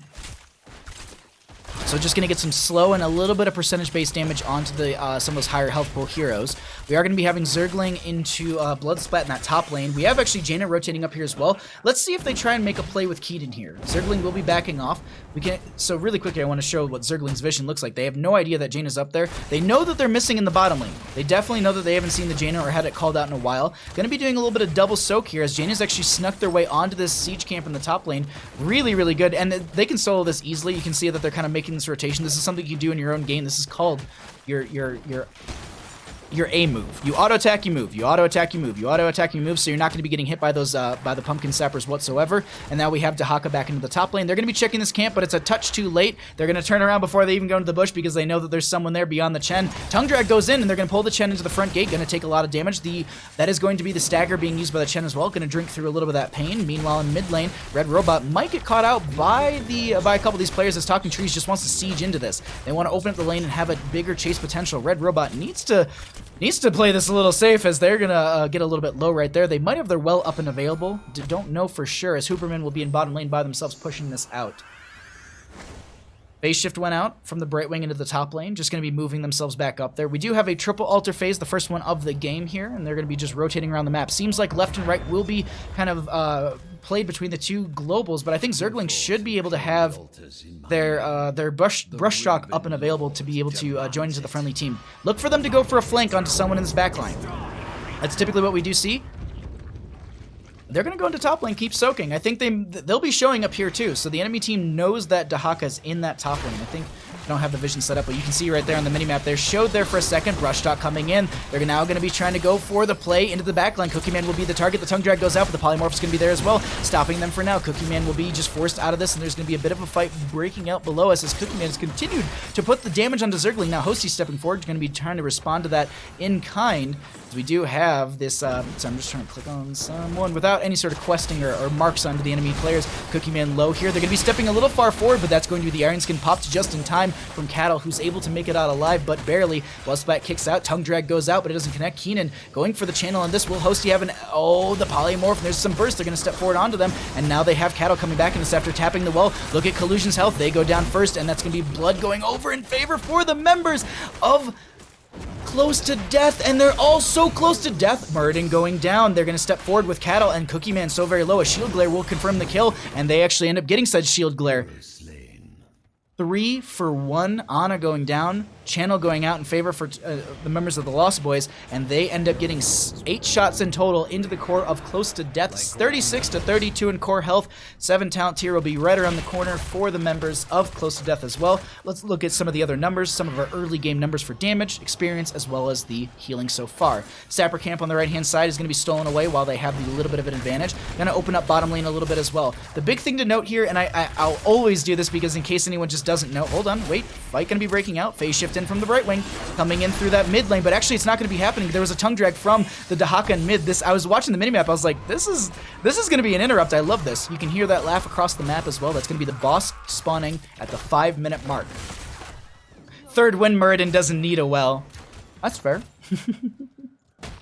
Chen going to be continuing to work through top lane. Looks like Zergling is going to be going ahead and getting the just double rotation and getting some clear into that. Meanwhile, we have a bit of a fight breaking out down here. Red Robot and Cookie Man is going to be stepping onto this, but this is a fight that's a little... Oh no, the Sleep Dart going to be catching one in the bush right there. They step forward. Banshee's going to get them right out of there, but Cookie Man's so very low. Huberman with the healing, and they'll be absolutely fine. Jumping up into their top lane between Chen and Zergling. Oh my god. I keep wanting to say Zergy Monster because I look over every so often and I see Zergy Monster's name in my my stream labels and I'm just like, oh yeah, exactly. Also, a little fatigue is setting in, just a wee bit. 10 talent tier is about to be rounding the corner for the members of the Lost Boys. 36 to 32 in core health. We still have this top lane brawl breaking out. Zergling went ahead and you popped the essence at one point right there. We are going to be seeing them have that tissue regeneration sitting at 8 out of the 10 stacks necessary. So working their way through that one. Talking Trees rotated up a little bit. I think they're going to just trade these out. I don't think we realistically get any sort of advantage.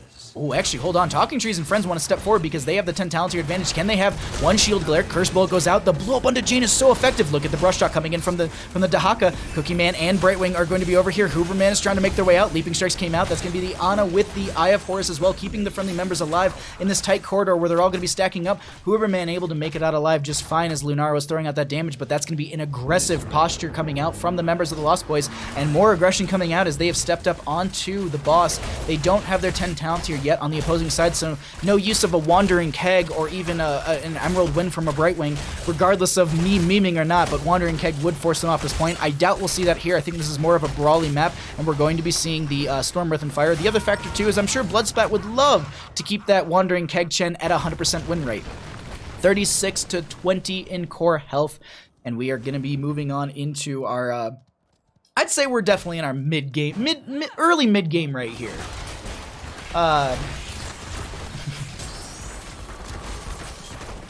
so sorry, Baha. Don't apologize, Zergy Monster. You're absolutely fine. You're a sweetheart. Don't you apologize.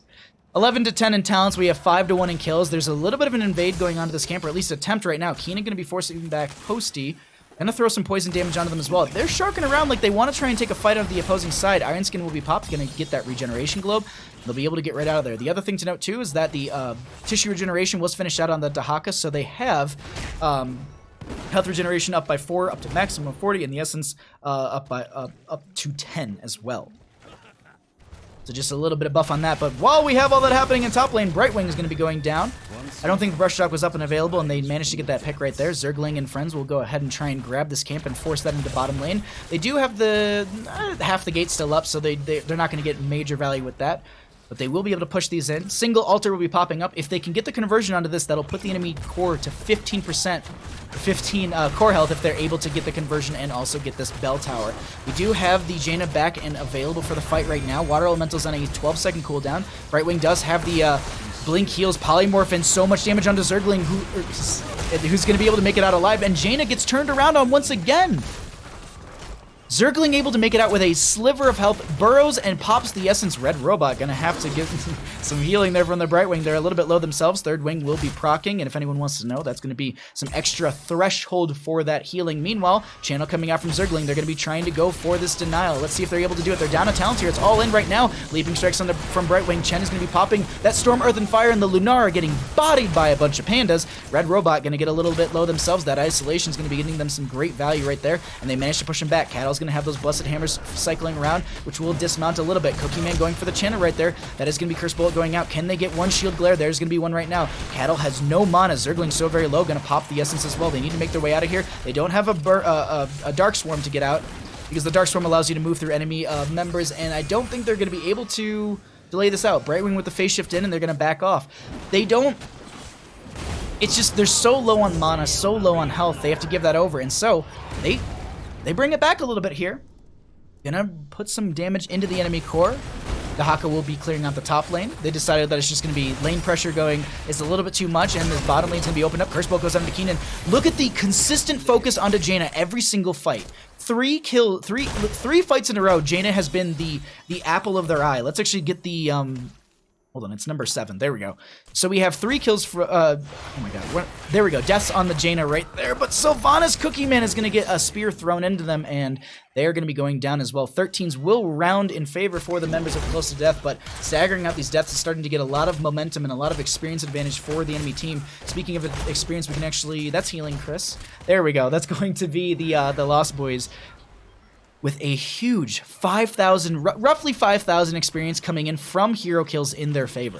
15 to 13 in levels, and they're stepping forward. Leaping Strikes onto Bloodspat. They don't have the Storm Earth and Fire. They're going to try and pop it, but the Sleep Dart goes out. They put them on a 10-second restart, and now they siege into this bottom lane. Hosty and Keenan going to be going 1v1, and Keenan taking a lot of damage from Hosty. Leaping Strike to put them on the right side of that. Red Robot stepping forward, and that's going to be the Condemn. 3 Sappers in bottom, one of them actually going to be going to the Bell Tower. They're going to get the Brightwing phase shift in, Muradin popping the Avatar form, and they're chasing to this bottom lane further. Another Altar phase is going to be popping up. If they get the kill, that's going to be huge for them, so they have a 1-for-1 trade silence out onto Red Robot, so very low. Dahaka going to be going down there, and Hosty trying to put in the damage. They're going to try and turn this around. If they can get a counter kill or 2 in their favor, that'll be huge for them, but they're backing off. Nice Blessed Shield, and that's going to be Muradin going down. They're stepping further forward into this. So much poison damage over time onto all these members, I guess damage over time overall. I think we saw Gilney and Cocktail not go out. Bloodspat's back here, and that's going to be Hosty so very low. They go down. Keenan, will they get the heal? The blink heal from the Brightwings in time. Here's the thing though, so many members are so low, they're having to hearth back. Cattle will go ahead and get the channel. That's going to be 5 shots in their favor going into the right-hand core. They have to give this over, so they're only going to be losing 3 themselves, but that's a big channel pickup in their favor. 1 second on the Dahaka, which actually might have Brush Talk. They're going to try and fight this. You can see them coming back into this. Boss is still off. I think it's going to be, what? Oh no, I thought it was going to be another minute or so. They have 1 interrupt. Cocktail goes out, but they stop themselves. Cattle stepping forward as well. Look at Bloodspat's health is so very low. They don't have the Earth, Wind, and Fire, and they're going to just have that more to share as Cattle's taking a lot of damage. Cookie Man blinking forward. There's no Iron Skin for Cattles. They've already used it. Condemn going to be pulling in. They're trying to make their way out, but they go down. Meanwhile, in the backline over here, we're going to be having Bloodsplat getting heckled by the Dahaka as they've turned this around, and bottom lane collusion so very low. They're trying to turn this bottom lane and convert it back over, but at least Chen gets the 3 shots. They're going to convert this over. Chen diving down here. Hosty going to get hit with the Storm Bolt. There's nothing much they can else do, and they're just going to continue to poke onto a couple of them here and there. Ice Block used by Keenan, maybe just to refocus the turret, or the keep right there, or excuse me, the fort. We haven't got the announcement yet for this. The one thing I want to notice, so it's around the 12-minute mark. I think it's like 12 minutes plus. It happens at some point. But 12 minutes in the game, roughly, all of the forts become keep value, and you can see it right there. So towers are upgrading, so they go from keep experience, or excuse me, they go from fort experience of damage to keep experience of damage, as well as their health pool. And so that's a big upgrade right there, so it's a little bit harder to burn through them. Also to note is there's going to be that center channel that is available for these teams to come through. We also have 16s on both these sides. Let's cycle through some of the other numbers and get an idea of what they're putting up. But look at this. Dahaka with the brush shot in, but look at the channel coming through. Brightwing with the phase shift. Can they get there in time to save their friendly member? They are able to get the phase shift there. That's going to be Dahaka going down. That is a huge pickup. They almost got that kill, but that phase shift was so clutch, and Joanna goes down as well. Starting to turn this around. This is a Towers of Doom game for sure, as we are seeing not all 3. I guess just 3 members right there just going to be picked off. They're trying to get some damage onto Keenan, who's in that front line. 3 of the Sappers go through. No, just 2 of the Sappers, I think. They pick up another camp, and they want to feed these through. This is a lot of pressure coming in favor for the members of Close to Death. Can they take us to Game 7? Triple Altar Phase coming up. If they're able to get this, that'll put the enemy... I was looking at the minimap. I was like, is anyone going to be able to defend this? Yeah, they're going to have Lunara down here. She'll be able to get that quick clear. Help from Greymane's going to be there as well. And look at this mid lane siege. They want to open this up. They've got Jaina going to the aggressive side. Brightwing going to bottom lane. Oh, this is starting to be a lot of momentum and a lot of pressure across the map in favor for the members of Close to Death. We're starting to bring it back here. Can they even up the score 3-3 and go to Game 7? It'd be Infernal Shrines if we are able to get there. Channel goes out on the bottom lane and left-hand side. Phase shift up to the from the Bright Wing. Everybody's up here. Everyone's ready to go. Shield Glare comes out. They're going to step forward. That's going to be Chen with a lot of good damage. The Tongue Drag went out to 1 cleanse for the friendly team. Zergling's so very low, but they're going to go ahead and get the essence popped onto them. Bloodspat going to be stepping forward with all of those Storm, Earth, and Fire pals. They're going to be getting the kill onto the Dahaka. Bloodspat very low themselves. Actually, I don't even think they had the clones out as well. 16 seconds on that. I think that was just going to be just them kicking forward. Red Robot is going to be getting a little bit of shielding, and they're just not able to shred through this anymore. 13 to 16 hit, and this momentum shift has been coming out in favor for the members of Close to Death. They're trying to take us to that game number 7, and they're looking like they're on pace for it. Top lane is going to be having Siege Camp going in as well. Bloodspat is going to be trying to get this burn through with Keenan as well, and they get that other channel, and that's going to be 5 more shots into the left side core. The first time Close to Death in this game is going to be really far ahead, and Cattle taking a lot of damage. They end up going down to the Wailing Arrow from Sylvanas. Oh my god. Bottom lane is going to be sieging as well from Talking Trees and Collusion. They want to clear this and convert this back over. Top lane is going to have some sappers going through. Cookie Man is going to be pushing in these sappers. 1, 2, 3 go over the wall, and that's going to be the core health falling to 8. 8 to 15, but we're not going to count them out just yet. This game can go any way, shape, or form because it's Towers of Doom. You can't really rush core. Bosses up and available. We could see the potential for the next fight yielding a boss play for either side. If they can pick that up on the side of the Lost Boys, that is really going to start to bring this back. But as I said, they have to be able to make that play themselves. Top lane's going to be converted back in their favor, but look at mid lane. The members of Close to Death are putting the Lost Boys on their terms, I guess you could say. They're forcing them to make rotations against what they would like to... Sorry. What they'd actually like to do right there. I had a little bit of water, and I had, of course, to burp. But we are going to be moving back down into bottom lane. Sappers go through, and they convert it back over. That's all 6 bell towers converted over in their favor. Top lane's going to be converted back over, so they get 1 shot. Do they get the conversion over in time? Talking Trees is very low, and they're going to be getting the Joanna pick right there. Ana as well. Lunara going to be picked off as well. It looks like... Oh, no, top lane did get converted back over, but look at this 7 core health. Can they feed in a sapper or 2? Stormbolt, Zergling, kick out from Chen. Bloodspat going to be... Oh, my God. Wow. Not what I was expecting right there. So this one altar will yield them 7 shots. 6 shots. The core health in the opposing side is at 7. I can do math on stream. So they're going to feed in one of these sappers at least. I'm surprised they're not just going to be going for this right now. Hello? Hello? I think they might just be trying to force back the lanes regardless. Greymane clearly can't do much, and... Well, actually, Greymane can deny these going in. Wailing Arrow comes out from Sylvanas. That's going to be 1 sapper going over. That's all they need, 1 sapper. There it is, and that's going to be the sappers going over. Ladies and gentlemen, we go to a game number 7 for the grand finals for Division S playoffs. Grand and final. I can say words. I know these things. I'm going to quickly run and go get a glass of... I have another tea in the fridge. I'm going to grab that while we look at stats, because I need a drink really quick.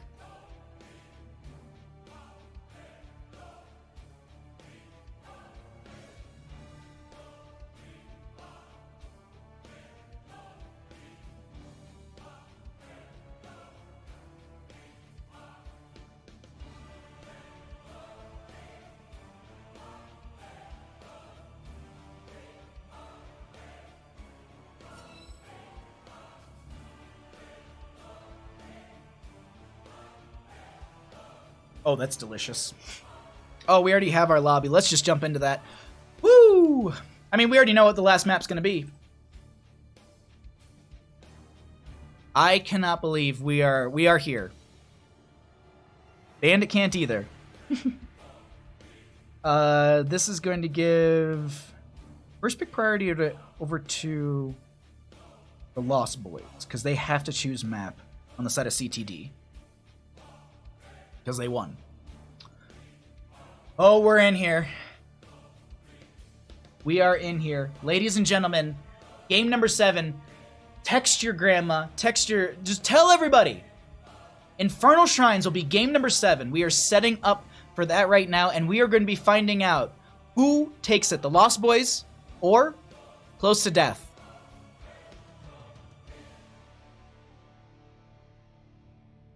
Thank you all for joining me. I know, look at Bandit. Oh my God. You adorable little boy.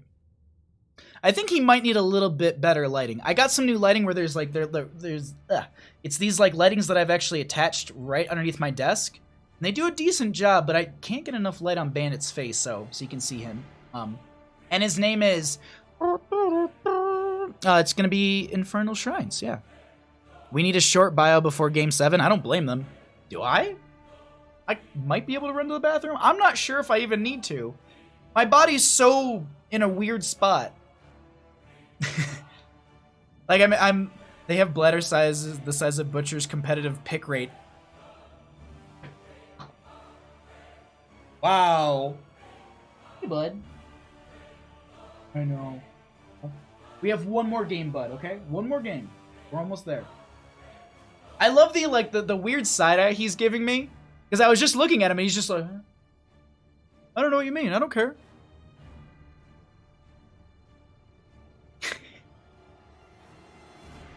Bandit hungry for tacos?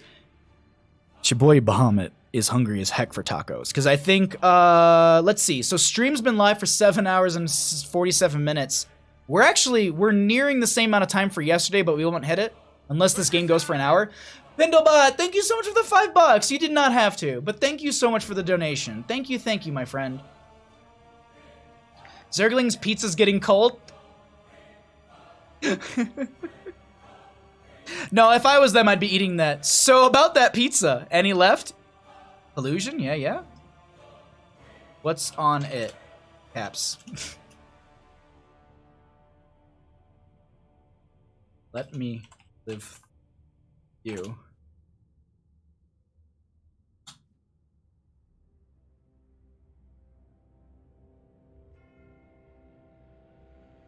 We can't start the game until Collusion tells us what's on their pizza. I'm not going to shame him. I don't care. I just want to know. Salami, broccoli, and onions. Interesting.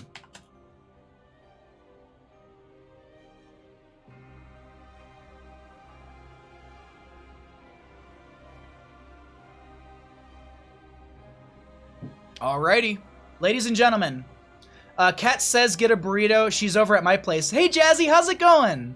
Thanks for watching. Thanks for supporting. Thanks for checking out the stream. Ladies and gentlemen, we got a game.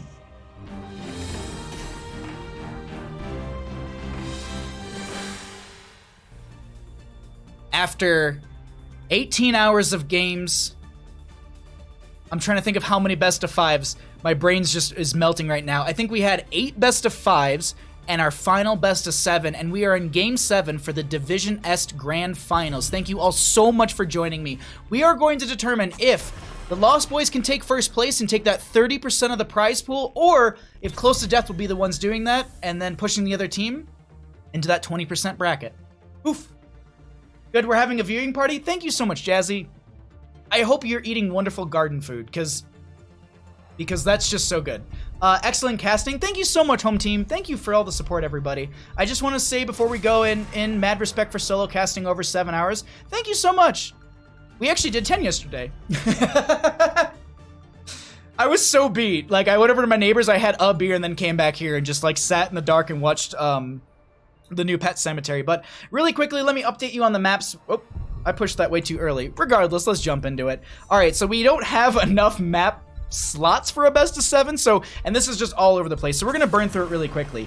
Alterac Pass was banned up by the Lost Boys. Counter-Strike. That's a completely different game. Close to Death banned out Tomb of the Spider Queen. Dragonshire was the first map chosen by Close to Death and lost by them. Sky Temple was the second map chosen by the Lost Boys and won by them. Cursed Hollow was the third map chosen by the Lost Boys and lost by them. That was the Greymane dynamic shift. After that, Battlefield of Eternity and Volskaya Foundry were picked by Close to Death and won. Actually, no, Volskaya Foundry was the turnaround, and then the Lost Boys were picking Towers of Doom for that game number 6, and they lose that. The score is 3-3. We find ourselves on Infernal Shrines. I don't even need this anymore. Let's go ahead and check out our bands. Let's check out our first picks. Anduin and Chen gonna be banned out. They don't want to G with the Chen. Blood Spat on this Chen is so very strong, so they get rid of that right there. Ana and Medivh gonna be banned out. Hosty extremely strong on the Medivh, as well as the Ana plays have been really, really good from Collusion throughout the day. Alexstrasza and Joanna on the right-hand side because of the fact that Alexstrasza has really good point control. And we actually saw, I think Huberman actually played this earlier today and was extremely impactful for the friendly team with that Dragon Queen form. And then Joanna, we've actually seen, I think in 6 of the games, Cattle's played Joanna, so this will be the first game that Cattle can't play it. We'll see if maybe this is a Diablo map. There's a little bit of a dive potential already coming out with that Sylvanas. I like this Diablo with the Blaze. So far, the Blaze games with Zergling have been really, really strong for the members of the Lost Boys. Chen ban, that's massive. Seriously. Midiak Harry, thank you so much for the follow. I appreciate that. Thank you for the support, my friends. No need to name call people who like pineapple on their pizza. No, we don't need to make, it's 2019. People can eat whatever they ding-dang want. I understand if you share a pizza and you don't want the juices on it. That's understandable. But if you're not eating it, it don't matter. Like, if someone was in chat like, oh man, I'm eating pizza with cow brain on it, I'd be like, cool, good for you. Like, if you enjoy it, absolutely go for it. If you have pizza with, like, cow tongue, like lingua, if you want to go with that, go for it. Like, if you want to order a pizza and share it with me with that, I'm gonna back off. I might get my own. Regardless, we're gonna continue into this. Greymane being banned out. Hegemon, thank you so much for the follow. I really appreciate that. Ding dang. I mean, there's no point in swearing. We got to keep it a little PG-13 because I don't know who's watching this. If families like, if people are just like, you know what, I want to watch a tournament with my kid and show him how great Heroes of the Storm can be, and or a great tournament series, like, I don't want that kid to be hearing swear words. Be a good boy. All right, let's get into this. Tychus is actually going to be coming out on the right-hand side. Lunara going to be there as well. Tychus will be potentially shredding into the Diablo and the Blaze. These last two picks coming out, they need a support. They could go into like a Stukov or a Tyrande. Deckard Cain will actually be the pickup, and a Junkrat for some displacement. I really like that. Oh my god, Pendlebot, no! No, that doesn't exist. That doesn't exist. Cow tongue tacos equal best tacos. I've actually had those before. It's I'm not a fan of the texture of the meat. It was really, really tasty. I wasn't a fan of the texture. It's a fantastic substitute. Oh, I know you weren't giving me crap for it. Kerosene will be picked up on the right hand side as the last. They're gonna go double support in this. What's their solo lane? Is it a Kerosene solo lane? Nah. We're gonna have Bandit break that down for us. Yo, Moist Weenus, thank you for the triple 69 bits. And everyone rejoiced. Oh, excuse me, and there was much rejoicing. Oh my god, he's so cute. Look at him. Look at how cute he is. Look at my little boy. I'm sorry, I should be doing draft analysis, but look how he's asleep on top of his toy. He couldn't be any cuter. All right, let's actually get a little bit of analysis in this. I'm interested to see how this Kerosene solo lane is going to work. Because I'm looking at who's on it, and that's the solo laner. I don't know what they're going to be doing. Are they going to do, like, full map rotations? I'm not sure, but here we are. Game number 7. We're loaded in. Let's find out who will take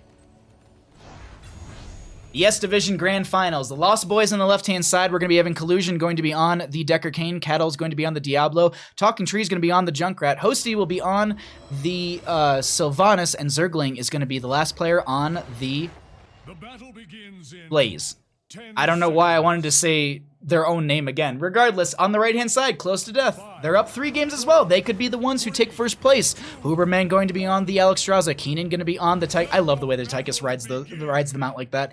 Red Robot will be on the Joanna. We're going to be having Bloodspite going to be on the Kerosene, and Lunara will be on Cookie Man, who just DC'd. We're going to go ahead and actually, let's pull this away. I don't want to show that, but boy. We're not going to talk about the game. We're just going to talk about how cute my co-caster is. This is the kind of content I want. Yes. The only Kage thank you?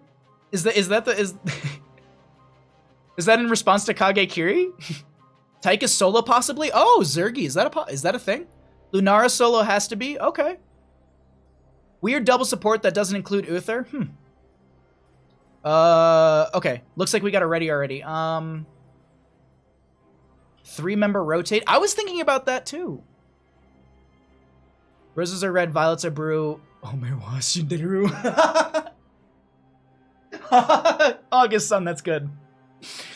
I've solo laned Karazim before, totally legit in gold. Okay. I do not think there's anyone in this game who is in gold. Fair. A sleepy boy. The ultimate good boy. Seriously. Alright, we're back in. Alrighty, that is a thing. Tychus is an okay solo lane. Well, let's find out here as we've got ourselves back into this. We're going to be going ahead and let me actually zoom out as well because I realize I'm way too close into this matchup right now. The one thing I actually really want to quickly look at because I always have it wrong and I want to check it beforehand, it is going to be Scroll of Sealing. So, okay, that's what I thought. Scroll of Identify is that other talent. Karazim solo lane. We're going to keep an eye on this. I will do my best to keep an eye on this. Typically, a lot more fun is in the rotations because we get a couple picks here and there. Maybe even on this Lunara as Cookie Man will be the target. You even see the Junkrat had the concussion mine to throw them into the front gate and potentially take that damage right there. But this top lane battle is going to be so much... Sorry, I'm just waiting to see. Do they step up further? And Keenan's just going to get a little bit damaged. They did go into that dash tunnel at level 1. Zergling is kind of ignoring Bloodsplat a little bit and just forcing up the wave, and now they just go ahead and they're going to back off. I wonder if they just do a little bit of a double rotation into mid to help out the friendly team while they're going ahead and grabbing this. We do have that Wisp for the Lunara, going to be showing some good vision for them, and actually look at this right now. So this is how much vision they're seeing from that Wisp right there, that Sentinel at level 1, that 200% increase when it sits in a bush for 5 seconds, as I learned today, actually. I thought it was always, but it's actually when it sits in a bush for 5 seconds. They will scout this out. They know the enemy team's going to be over there, but they still pick it up. And that's also going to... Look at the Blaze came down here, pushed out the wave, rotated back up, didn't miss... I think they might have missed one minion, one of the frontline minions there, but that's not that big of a deal when it comes to experience. At least at this early game right now. That one minion won't be that big of a deal for them, and so they're going to just go ahead and continue their rotations, overpower onto Joanna, pops the Iron Skin, steps forward with the friendly team. Fire Stomp just to continue to pick up these souls, and that's another thing that Diablo will want. Speaking of Diablo, they're actually going to be going to the Soul Shield at level 1. I can't remember. Is it based on the souls that they have? Activate to gain 25 plus 50% of Diablo's current soul. Okay, so it is current souls. Cattle very low. The concussion mine. Keenan over the wall. And now that's the overpower. And they just CC them to death. Actually, if Tychus didn't get that overpower thrown onto them, they might have had a spot where they would have killed Cattle right there. But they're going to go ahead and get these Banshees forward. Hooperman so very low. They get the kill in the end. And that's going to be a nice pickup. Double pickup. Scroll of Sealing catches another. They're going to body block Joanna here to get back through their gate. Red Robot with a Condemn to slow them down. That is going to be the Jet Propulsion forward. Slow from the Herodic Cube. There's going to be the Scroll of Sealing. They sidestep it right there. They don't get the kill. That's going to be a lot of Talking Trees grenades going in, but they don't find anything else. Karazim going to be rotating down here. We actually have the vision for Cookie Man right now, so let's get an idea of how they're going to be playing these lanes, because Karazim came down and going to be trying to dive onto Hosty, and do they go down? The potions are too good from Collusion. That's going to be the Hearth from Hosty just to get back, and we will have our first shrine popping up here fairly soon. They do catch the Lunara right there with the Scroll of Sealing, but unfortunately they're not going to be able to find a follow-up kill onto that. About a half a level lead in favor for the members of the Lost Boys, and we're just going to go ahead and cycle through some of the other numbers, get an idea of what those look like before we hit our 7 talents here in just a moment before this shrine. First shrine is going to be an Arcane Punisher at that right. They got to survive into the late game. Huge Karazim spike, yeah. Close to Death is going to need to hit 16 before the comp comes alive. They have families. Alright, let's fight breaking out a little bit in top lane. We are going to be having the Alex Terraza pop the Dragon Queen form, so they're going to try and back off here. Scroll Sealing, locking down a couple members, allowing Cattle to get right out of there. I didn't look at their souls before we get into this, but we'll actually I can look at this really quickly. Nope, I can't. It doesn't show it right there. So regardless, we'll see those in just a minute, but I don't think they have full souls yet, so Diablo going to use the Shadow Charge to disengage. Fire Stomp's coming out right now, and that's going to be one target onto Tychus. They're trying to get the burn onto that massive amount of damage, but they don't find the kill. Red Robot will be retargeted on. They might be able to get this Joanna. They end up finding it. That's going to be souls completed for Diablo. So they're now at 100 souls, and now Cattle's just going to be a big tanky demon, and Keenan will be the target. They end up getting the Punisher regardless, but they're going to be trading out 3 kills for all of that. Karazim goes flying and gets picked off by the Sylvanas. Now, we're going to see, I think, what a lot of teams do when they've kind of won out in the engagement but losing the Punisher, and they're going to hold it in mid lane. They're going to pull these jumps back in towards the mid lane away from their gate, so that way the gate doesn't get sieged on by the Punisher and doesn't have the purple beams hitting it either. But they're going to burn through this, and can they actually... I think they'll just save... No, they save the front gate as well. I thought that they would at least get that front gate. Little spin. Doesn't end up getting anything else right there. Aggressive steal coming out from Cookie Man and friends. They've got this Wisp also that will be providing vision. You can actually take a look at Lunara's vision right now. They know that the enemy team's coming in. Let's get the vision on the opposing side and see how they're going to be stepping up onto this fight as they have the camp stolen away from them on their side of the map. Potions coming out from Collusion across the board. And the nice thing with Karazim, with the Decker Cane, is you're able to throw out these potions, just kind of rotate around the map and pick them up as necessary. You're only limited, I think you're limited to 6 if I'm not mistaken, but that's going to be the Iron Skin used by Red Robot. They're trying to get this kill, and oh, Concussion Mine is just sidestepped, or at least they backstep from that. Bottom lane is going to be having Impaler Camp coming in.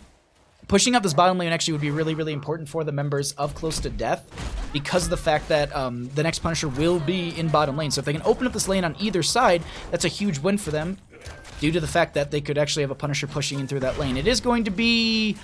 It could be Arcane again, but we're going to either see a Mortar or a Frozen. There's just a higher percentage for those as it's going to be rotating through lane. Keenan going to be targeted here. Concussion Mine going out. Doesn't get the actual pushback onto the Tychus that they're looking for. Zergling a little bit low, throwing out that oil as well. Red Robot going to be stepping forward as that also will be some decent damage coming out from hosting onto them. But most of these teams living, no one really going down. We actually do also have In the Rhythm for the Tychus, so they're going to be sitting at 35 out of the... it's uncapped, but they have to throw kind of a number there, and I think that's just it's just an undoable number realistically. 10 talent tiers here in favor for the Lost Boys. Let's cycle again through the numbers here because we can see what talents they're going to be getting. Lornado, Lightning Breath, pretty much the standards. Lornado going to be coming out. They're looking for Cookie Man there because they don't have the Leaping Strike, so they could have pulled Lunara back. While they're going to be sieging into this bottom lane, I already noted the fact that it's Punisher down here. While that's all happening, Karazim jumped onto the Bruiser Camp in the top right position. We do have Red Robot hearthing back in mid, and that's going to be the fort getting locked down. They're stepping beyond it to try and go onto one of these members, but they're not able to get the pick.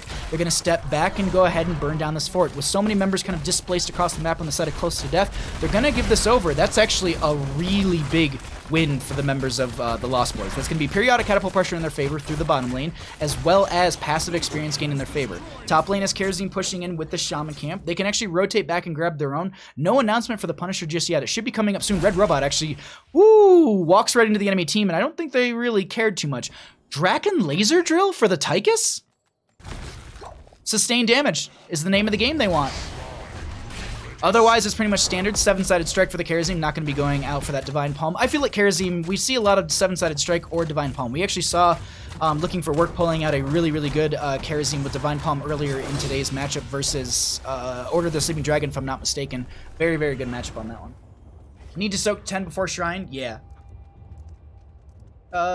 You can mouse over the minimap and see the Punisher type.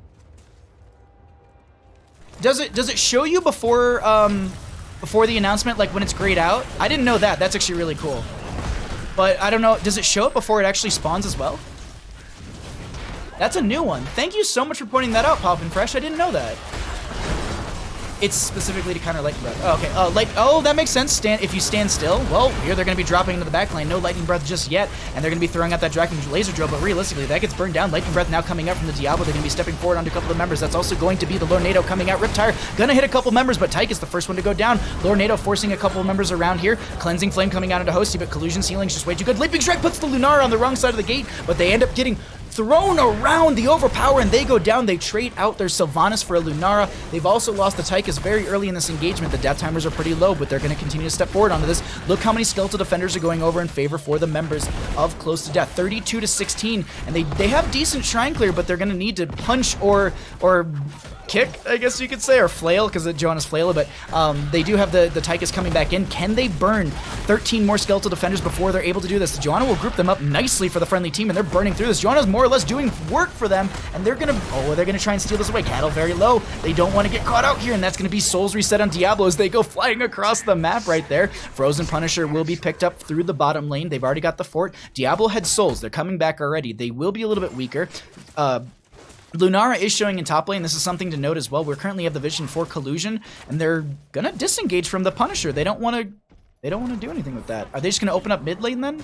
Let the Punisher push through bottom and just open up the map, and that's gonna be the case. They are actually all by this front gate, and they're gonna just burn this Punisher down very effectively. And with this Sylvanas, they're just gonna go ahead. I think it's mostly because the fact that Diablo did lose souls, so they don't have that tankiness. They want to pick up the souls right there. Lanarix, thank you so much for the follow. I appreciate that, my friend. They burn this down. Red Robot stepping forward, gets the Condemned. They get the Junkrat Riptire, and they're going to be going into the top lane, but Cookie Man manages to push back the camp. Riptire is going to be, this is Ripper Air. Yeah, I was about to say that. That Talking Trees is traveling so very far across the map, and you can tell it's Ripper Air right there. 49 stacks on the In the Rhythm for that Tychus. It increases 0.03 seconds per stack. Someone with a calculator, please let me know. Laser just scaling. Ah, of course. IDK, Unstoppable Frame on Odom, great Shrine Control. Drill only advantage is when you can still use the minigun. That's true.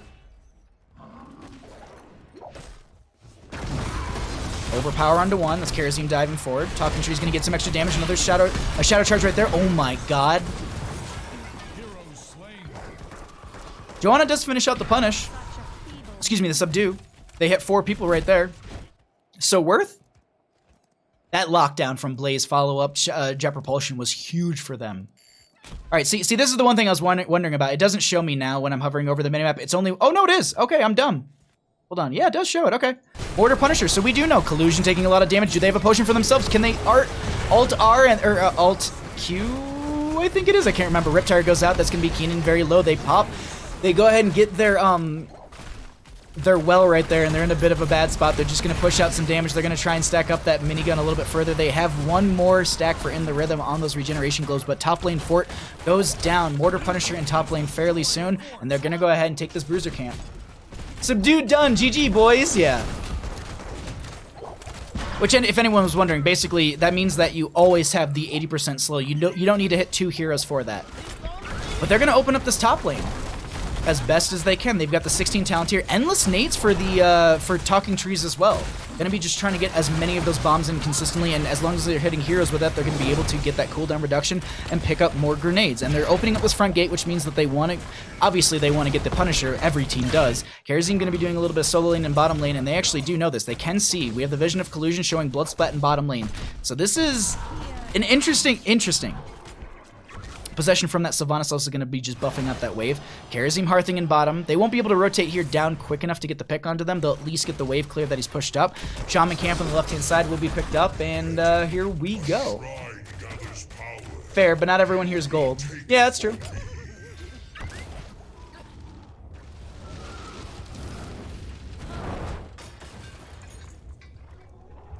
All right. Whew. I'm looking around the minimap right now. I'm also catching my breath a little bit here, as this is going to be Shrine activating, Mortar Punisher in top lane. If they can get this, they could potentially end. Oh, they don't have their 16, so they're just going to be going for the push down to bottom lane. They see this, and they're not even going to activate the Shrine. They're like, cool, you take our fort, we're going to go for your keep. All the hearths come out. All of the hearthing. Sylvanas with trait going to be locking that down. I don't know if they get the keep here. This is a little risky, but they still don't have their 16 talent here on the opposing side. They're going to make the disengage. They're very far down the lane. They could try and turn this around. That's going to be the Scroll of Sealing coming out. They're going to have Zergling diving in. That's also going to be Cattle in the back line as well. Drew getting some work onto Hooperman. That's going to be the Draken Laser Drill coming out. That's going to be Alexstrasza going down to the Junkrat right there. Riptire out as well. Tychus going to be removed, and that's going to be the Draken Laser Drill going down. With the 2 kills that they just had, they're going to restart themselves onto this top lane keep, and it looks like the Lost Boys want a death march to core. They're done. They want this, and they are going to try and take first place for the S Division Grand Finals. Can they do it? Can they take down the core here? Shielding starting to fall. This is Red Robot working their way into the backline. This is also going to be Cookie Man getting these Leaping Strikes. They end up with just some barely health, and they make it back to the Hall of Storms. That's going to be the Diablo getting some good damage onto the Johanna. That does go down. They readjust their sights onto the core, and with 3 down, they're starting to shred into this. Can they end the game? That is going to be the Overpower in the Shadow Charge. Cattle putting in some damage on that Lunara, and the core is falling rapidly. We're currently seeing at 33% the Alexstrasza with the Dragon Form. That's Blood Splat with all these punches. They're trying to go to end it, and that is going to be game number 7. The Division S Finals over to the members of the Lost Boys. GG, well played.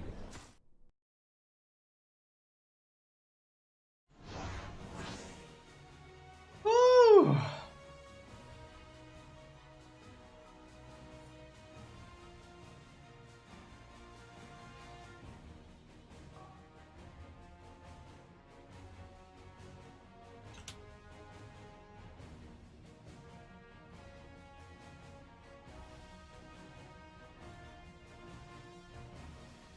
Thank you so much, Sullen. I appreciate that. Great finals. I agree. All right, we're currently just trying to find out. So don't go anywhere. We're trying to find out if anyone wants to do an interview really quickly. I don't know if these teams want to. How did you do the zoom and shift your perspective there? It's through the Aliobs. There's a little bit of programming you can do within Heroes of the Storm, and you can get it to do that. If you go through the Aliobs website, there's a whole explanation. Good series. Former HGC pros barely beat high-level randoms. I wouldn't put it that way. I wouldn't call them randoms. Close to Death's been around for quite some time. Multiple different leagues. Like, I don't think these teams are random. Enjoy the Taco Bell? Yeah. I'm not hearing from anyone about doing an interview. We'll see. All right. Well, we're gonna get one. All right, cool. Let's see if I think it's Collusion gonna be joining us. Let's show talents.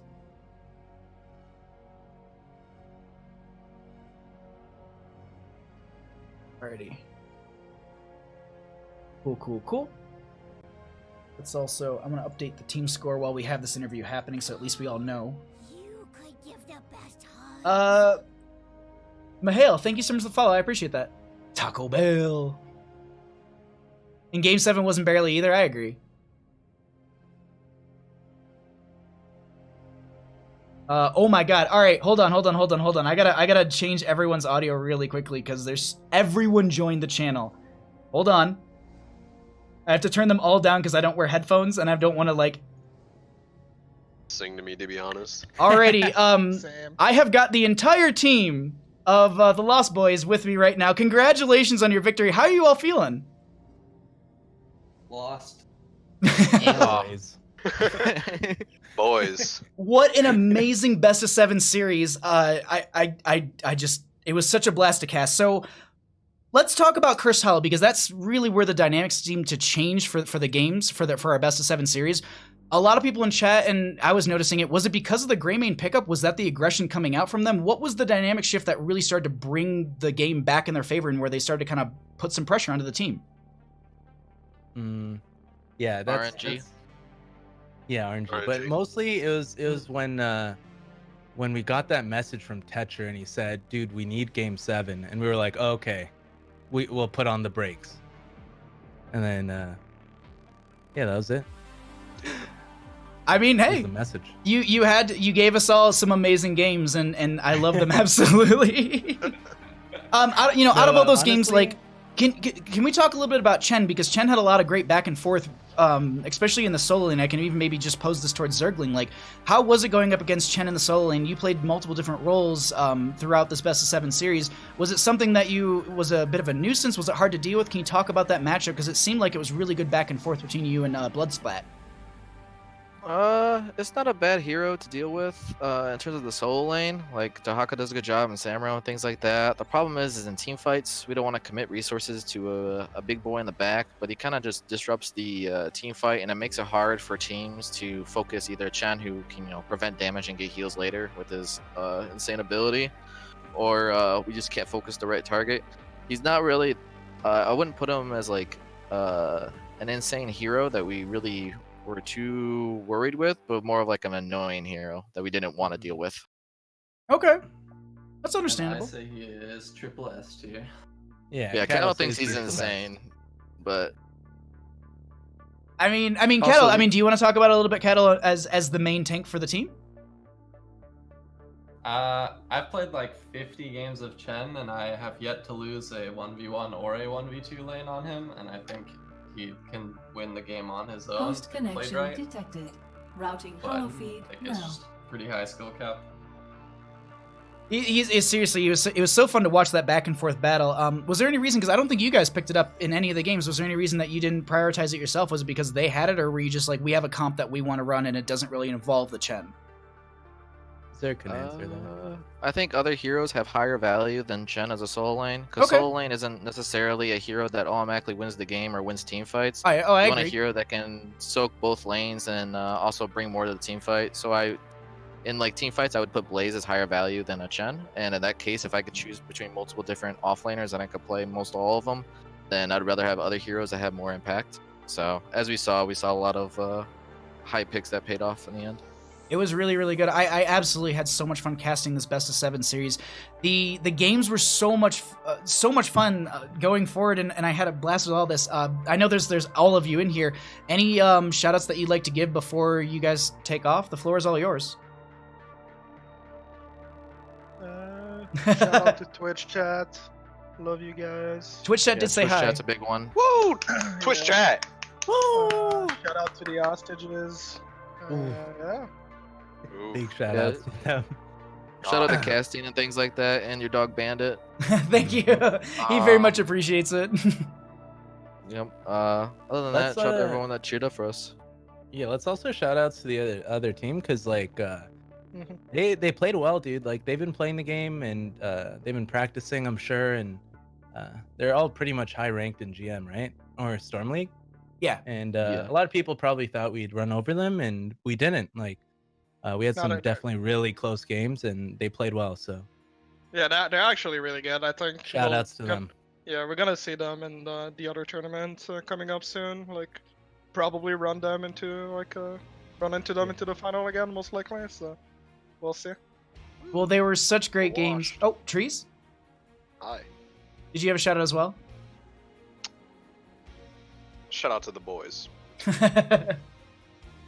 Well, it's to the boys. Well, thank you all so much for the interview. Thank you for the shout-outs in the games. I had an absolute blast. And congratulations on your first place win. Enjoy your 30% prizing. Do you guys know by chance how much that is?